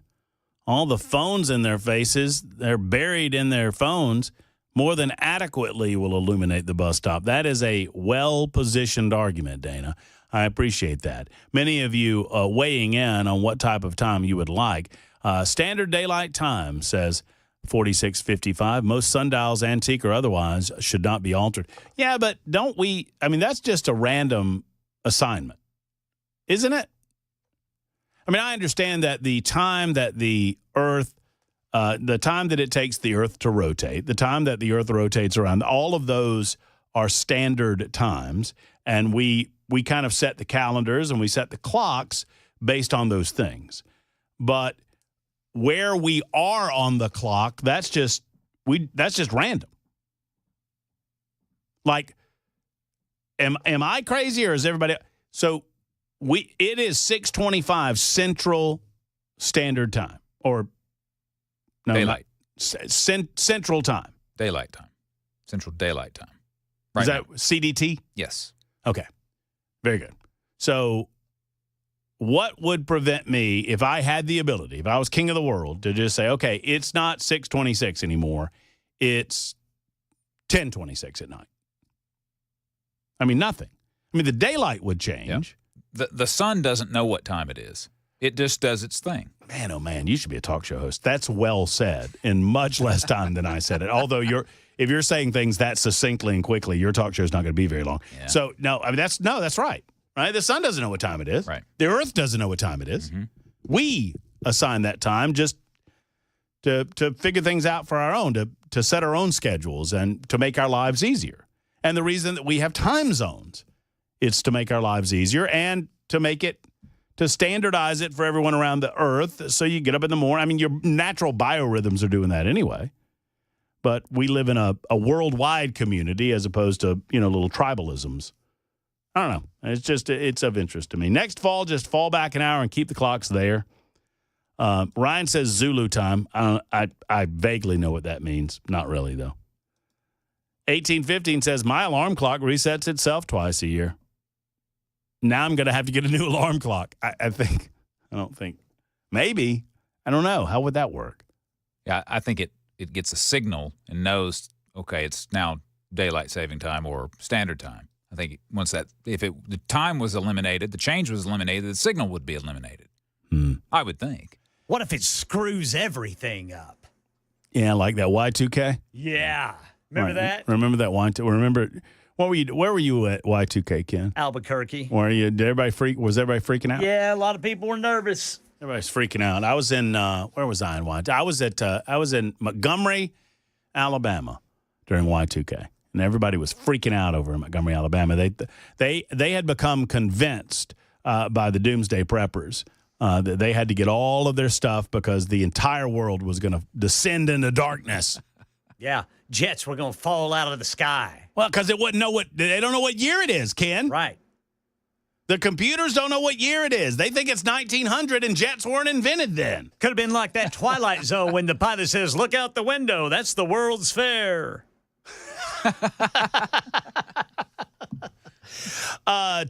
Time zones were created because of the railroad. That's the story I've always heard. Yeah, really? Mm-hmm. Okay. Well, I don't necessarily disagree with that. So wait a minute. Before then, we didn't have time zones? Well, you just whatever town you were in just decided what time it was. So it was just kind of chaos. Yeah, right. But it was chaos that was managed by the fact that we didn't know what the hell was going on over there anyway. Exactly. So what do we care? Yeah. right? I mean, the world was a lot bigger place back then. 29 minutes after the hour, Super Talk 99.7 WT. And what was I going to do? Oh, this story. Have y'all in the newsroom done the story about the butter recall? I saw that, but I have not done it. Cabot Creamery. Okay. Butter recall. I don't like that. The butter recall. I think this story pairs perfectly with Chris Webber's Nincompoop story today. Oh. No, I think more toward Mr. George Vargas, who had meth between his butt cheeks. Well, maybe so, because you know what they found was in the butter? Something that wasn't supposed to be. Oh no. Fecal matter. Oh, goodness. It's all, you know what? It's all sunshine, roses, and lollipops until there's fecal matter. Oh. I can't believe it's fecal matter in the butter. Boy, that's going to make breakfast interesting tomorrow. I'm just picturing Fabio taking a big old bite, I cannot believe it's not butter. The Food and Drug Administration has announced that, and Cabot Creamery announced a voluntary recall. Well, good for that. Voluntary recall on some of the company's butter. The FDA said the butter tested positive for a bacteria that's often associated with fecal contamination. The recall applies to Cabot's 8-ounce extra creamy premium butter, sea salted. Once again, 8-ounce extra creamy premium butter, sea salted. The butter has a best before date of September 9th of 2025. All right, here's my question. Why is Arkansas the only southern state included where it was distributed? That's true. That's a good note, It's Ken. Connecticut, Maine, New Hampshire, New York, Pennsylvania, Vermont, and Arkansas. That Yankee butter. That Cabot Creamery, that's that Yankee butter. I don't know what Arkansas is doing, but what have they done to deserve that? I don't know. But if y'all got any of that this butter, it takes it to a new level. But yeah. Fecal matter. Yeah, last thing you need is that's why I don't order lemons in restaurants, y'all. Yeah, I don't do that either. Y'all know that statistically speaking, lemons are the least washed food item in a restaurant, and that they have consistently, when tested, ranked considerably higher for fecal matter contamination than any other food present in the restaurant. Because people, and I'm not faulting any restaurants or whatever, but restaurants don't think to wash the outside of the lemon. Well, and it's not just that. Then when the server puts the lemon in the beverage, they just pick it up with their bare hand most of the time and stick it in on your glass. Where have they been with those hands? I don't know what they're doing, but it involves fecal matter. It's 32 after the hour.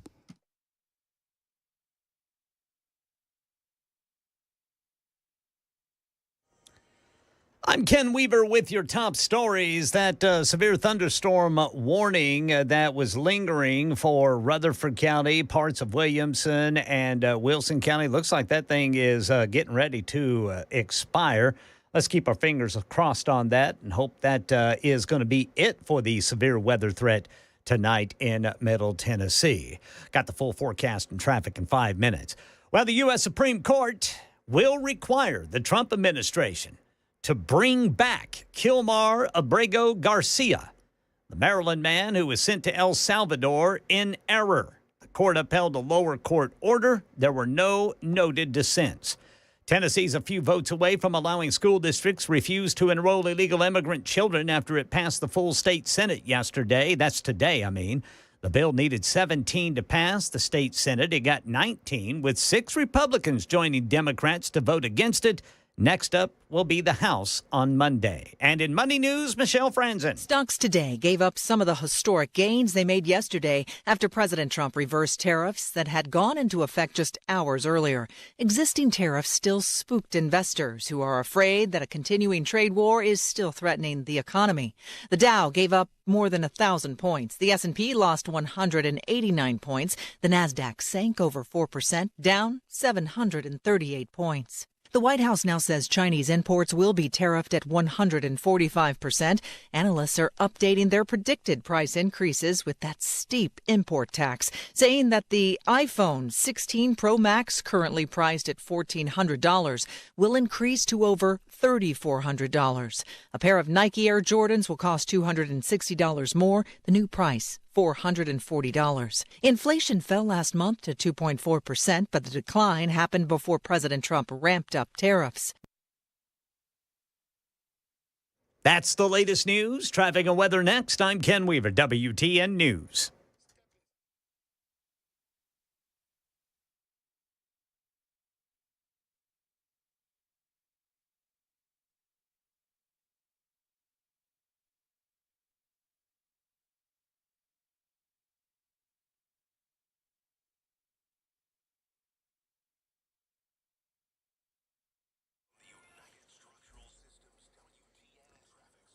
Police reporting a crash 440 eastbound at I-65. Then in Williamson County, we got a stalled vehicle on the right shoulder, 65 southbound right after 840.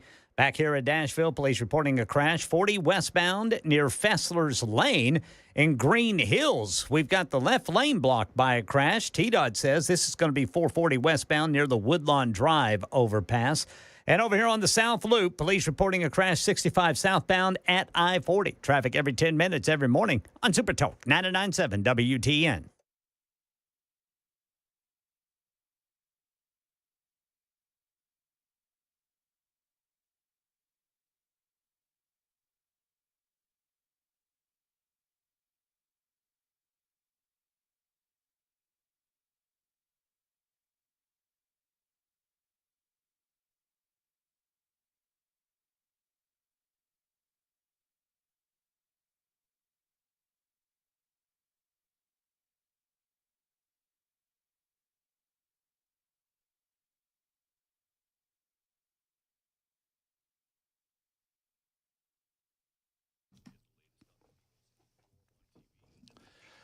Listen, friends, exciting news for those of you in Mount Juliet. If you've been waiting for Eurofix in Mount Juliet, wait no longer. They're open, and they are there, ready to go. 26 years.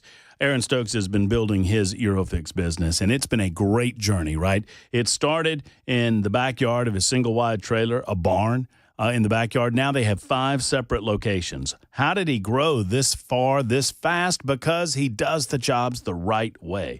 A hometown business can grow and prosper if they do the things the right way. They do what they say they're going to do. They fix your car when they say they're going to fix it. It's ready when it's ready. You don't have to wait around the showroom. I mean, all of these things are evident in all of their showrooms, including the beautiful facility on Mount Juliet Road, right across the street from Dairy Queen. So you can get a dipped cone and get your car fixed at the same time. Eurofix can serve you in Franklin, 100 Oaks, Murfreesboro, Belmead, and now in MJ. Pretty cool getting to watch this small-town guy, Aaron Stokes, grow that business over 26 years. 3-year nationwide warranty and a free loaner car with every repair. Call 844-EUROFIX. That's 844-EUROFIX, or go to myEurofix.com.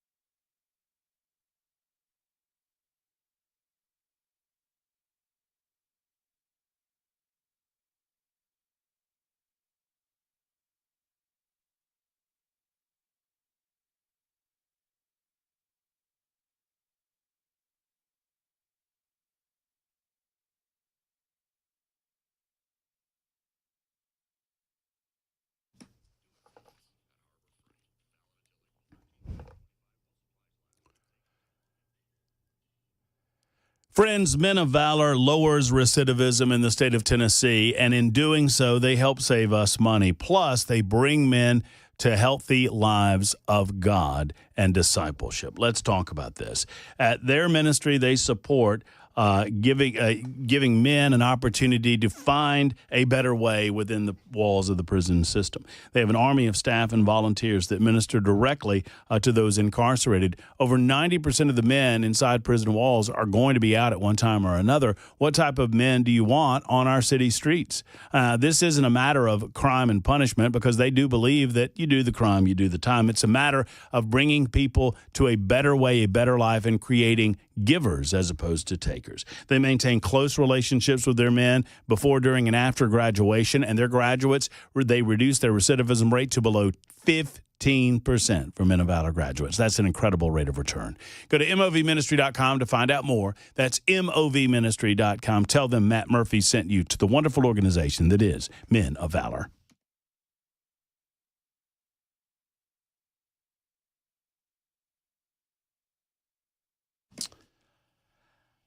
It is duly noted that fecal matter does not necessarily have to come from human beings. 1825 wanted everyone to know that. That doesn't help. I like the story a lot better if I think that it did, because it involves possibly intentional introduction at the creamery. You know what I'm saying? Maybe somebody's upset with somebody else. Maybe somebody didn't get a shift that they wanted to get. Maybe somebody's tired of the bull butter. I don't know. Well, but it could come from, rats and, any manner of creature. Still gross. No, it's as gross as it comes. And just note, Cabot Creamery, this is nowhere near us. Arkansas is the nearest location. There are several. Vermont is one of the states. Connecticut's one of the other states. But if you're up that way, you can look up the various states. But this is butter dated to September 9th of 2025. Extra creamy butt butter. All right, let's get to Neil, who is on the line. Hey, Neil, how are you, buddy? Pretty good. You? I'm doing well. Neil, what's on your mind? I'm good. I have got a friend of mine. His granddaughter's got a rare bone disease, and they're doing a benefit for her tonight. It's a little late notice, but it's at 3rd and Lindsley. It's going to be, Brady Seals is hosting it. Mm-hmm. And the songwriter, and he's got some items that have been auctioned that it's Garth Brooks, Tracy Lawrence Brooks and Dunn, and Peter Frampton. They've donated some guitars and things to auction off for her medical expenses and things that they're having. And it's called, let's see if I can see it on here, the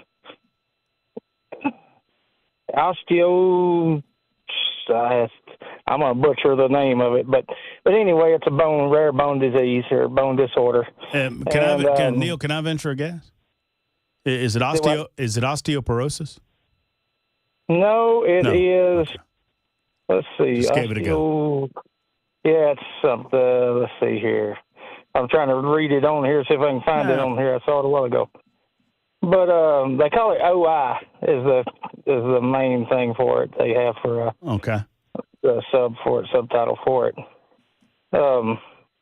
Osteogenesis imperfecta. Yeah, OI. So rare severe bone disorder. And this is this a local girl? Yes, okay. They are from. Well, the mother grew up here in Chapel Hill, but they live over toward Owenwall now. Her and her husband, and like I said, it's just. What time is it tonight, Neil? It is at 7:30, I believe. All the stuff starts. You can go online and watch it. They have it where you can live stream it. You know what? And this is obviously this is for charity. Yes. Do you know what tickets are going for the event? I believe it's $25 a piece. Oh, here we go. 15 online. It says 15 online here, and then also available price per ticket $30 plus fees.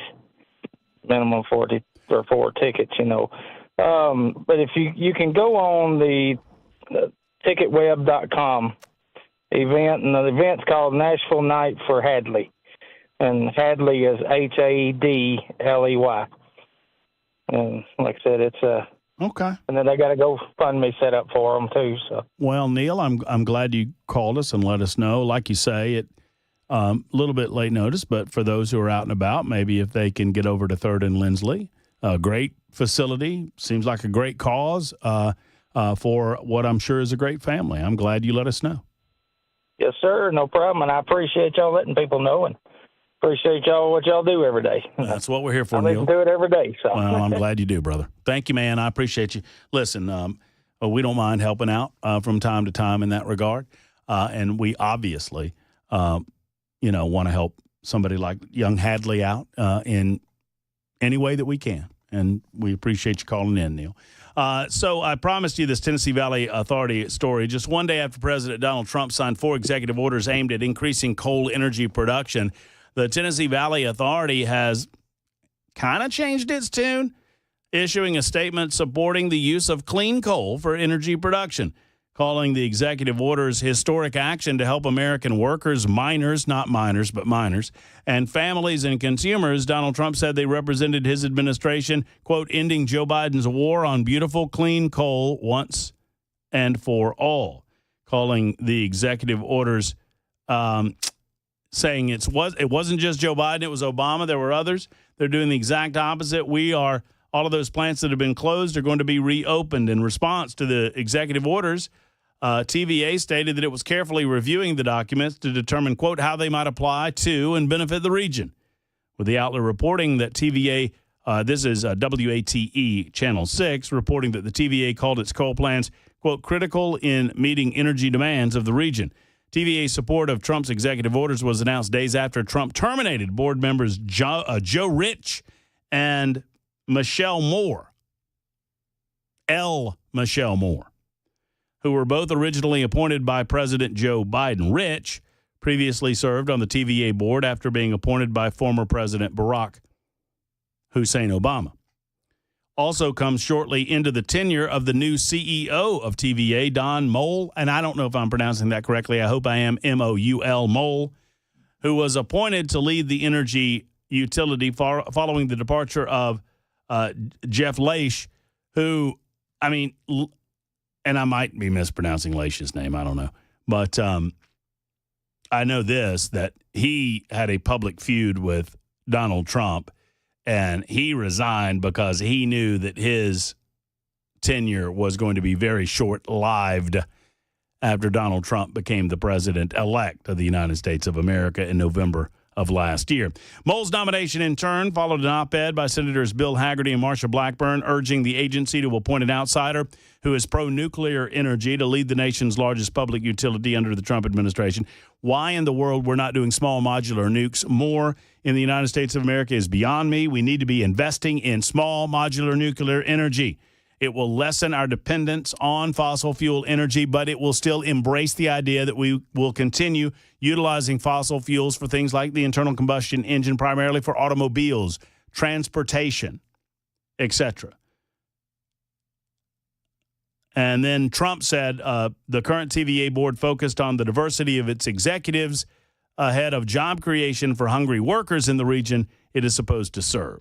We won't be satisfied by half measures, nor will President Trump, nor will the American people. The time for bold action is now. And that was actually Marsha Blackburn saying that, not Donald Trump. So that's great news. Here's something that's not great news. According to an audit, Nashville city employees have been involved in over 1,000 vehicle crashes in the last 2 years. What? Wow. According to a new audit out in the Tennessean yesterday, Nashville city employees have been involved in over 1,000 vehicle accidents in 2 years. You will not believe the monetary cost. I will tell you what that is in a moment. It's 48 after the hour on Super Talk.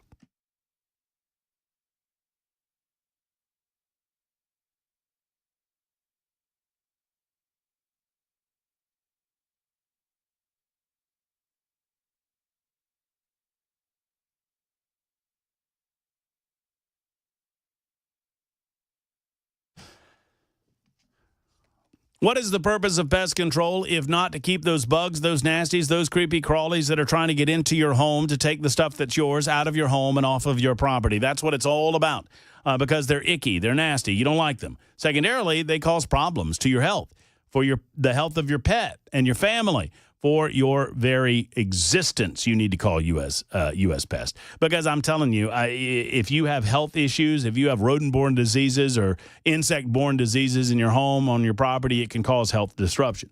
Plus, well, as I said, they're icky. Full-service pest control, spiders and stink bugs and ants and ladybugs and mice and roaches and all the rest can be handled 100% money-back guarantee with U.S. Pest. Plus, they do termite protection and crawl space service as well. Now, if you're already a U.S. Pest customer, refer a neighbor or a friend or a family member and receive a $50 credit on your account or a free mosquito, tick, and flea treatment just by referring a friend or a neighbor.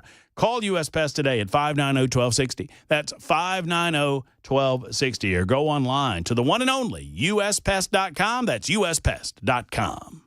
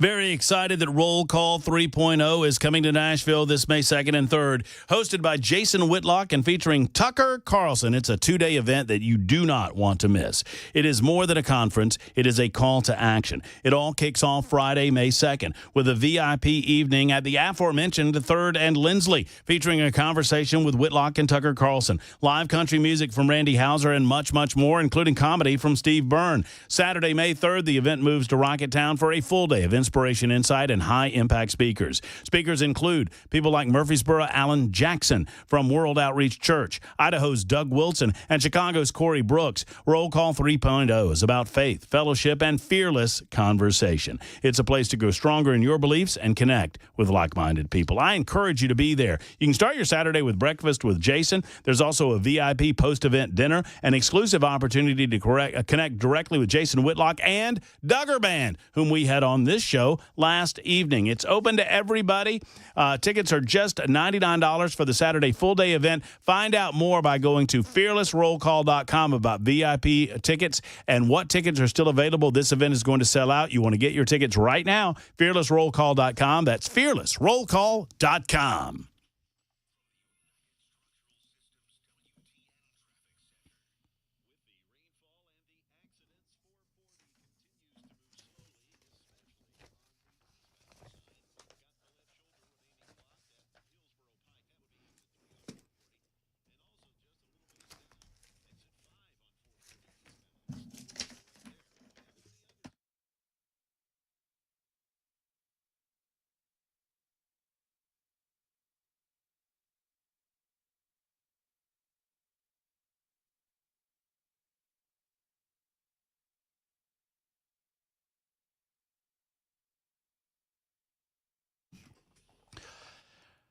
All right, before I get to this Nashville audit, by the way, it's 53 after the hour, almost 54 past the hour. Hello, and a good evening. I have been remiss with the pleasantries today. My apologies. My name's Matt. How are you? What's your name? 615-7. Well, no, I won't give you the phone numbers because we're too late. We can't do anything with that anyway. I will say this, that it's been a rather interesting day weather-wise. Hope everybody's safe and sound. Traffic's been a mess as well. Some of that having to do with the weather. So we're thinking about you. Hopefully everything clears up in the next, 20 minutes or so, don't you think? Yeah, I think most of the weather is out of our listening area. Oh, well, a couple storms still in the southeastern portions of our listening area, but it's moving out pretty quickly. It looks like. That's great news, so we don't have to worry about any inclement weather, at least fingers crossed, later on tonight. But before I get to that Nashville audit, I have gone to the event, which is organized by Brady Seals. The caller, Neil, was talking about the event at 3rd and Lindsley. We know 3rd and Lindsley, great. Oh, yeah, love it. You're the first one to tell me about 3rd and Lindsley. Yeah, it's a great place. I mean, it's fabulous. And anyway, tonight there is that event at 7:30. I'll just read you from the GoFundMe page. This little girl is very, very cute. She is a precious little angel, very small. Her name is Hadley. Hadley, and I'll just read you from the GoFundMe page. It says, "Hey everyone, I'm Brady," and I can assume this is Brady Seals, who organized the fundraiser on behalf of Ashley Daly. I'm a friend of Hadley Phillips. I felt the need to step in and help Hadley and the Phillips family with their medical expenses. You see, their health insurance won't cover all of the financial burden of Hadley's condition. Little info, Hadley has a rare disorder called osteogenesis imperfecta, type 3/4. Osteogenesis imperfecta. It's a genetic bone disorder characterized by fragile bones that break easily. It is also known as brittle bone disease. OI is caused by a mutation in a gene that affects bone formation, bone strength, and the structure of other tissues. She needs practical things like a wheelchair and a walker. Your donations are appreciated. And so they set a goal of $7,500, and they've raised a good amount of money. But if you feel it in your heart to give, you can find them. If you just type in Hadley Needs Our Help, you'll find them. That's the way that I found them. I typed in Hadley Needs Our Help GoFundMe, and you can find them. Or you can go to this concert that's happening tonight at 7:30. And I'm glad that Neil called us about it. I love making people aware of things like that. So Hadley, I hope you have a wonderful time with your new wheelchair and your new walker and all of those things. She's just a little angel, little darling. In a 2-year span, Metro Nashville employees were involved in more than 1,000 vehicle crashes, leading to, wait for this cost, $9.3 million in cost. According to an audit of government vehicle crashes conducted by the Metro Nashville Office of Internal Audits, the report was released March 24th and found that those crashes led to, quote, substantial economic loss and personal injury each year. According to the audit, 6 departments experienced the highest number of crashes and related cost due to the nature of their operations. Now, some of these make sense, like the Metro Nashville Police Department. Okay, obviously that makes sense. The Nashville Fire Department makes sense. Metro Water Service makes less sense, but okay. The Nashville Department of Transportation. All right. Davidson County Sheriff's. All right. Metro Parks and Rec. Huh. Is that WRECK? That's good. That's good. Altogether, the report named 12 departments that incurred $5,000 or more in crash expenses, adding to a total of $9,332,194. The audit charted vehicle crash expenses by department, broken out into cost for work orders, injuries, claims paid, and replacement vehicles. The Metro Nashville Police Department landed in the highest. And, obviously, if a vehicle is damaged due to the pursuit of a criminal trying to get away, I mean, obviously, we understand these types of things. The Office of Emergency Management, I'm not quite understanding. Metro Action Commission had a page on here. The Health Department had a page on here. And then, of course, the Metro Parks and Rec Department, they had about $69,000. Of the totals, $1.3 million. Let me see. Hold on. No, $4 million of the $9 million was the Metro Nashville Police Department. So either we're catching bad guys in wild abundance, and sometimes we wreck our vehicles as a result, or our officers need to go back to driving school. I'm not here to tell you which is which. That's a lot of money. A lot of money. Freddie, go get some money there, or teach folks in the water department and the park and rec department how to drive before you come asking for more property taxes, which Freddie is going to do. We'll have more on that at some other time. A Friday edition of the Matt Murphy Show comes up tomorrow. Mark Levin is up next. Have a great evening, folks. Hug your loved ones. So long, everybody.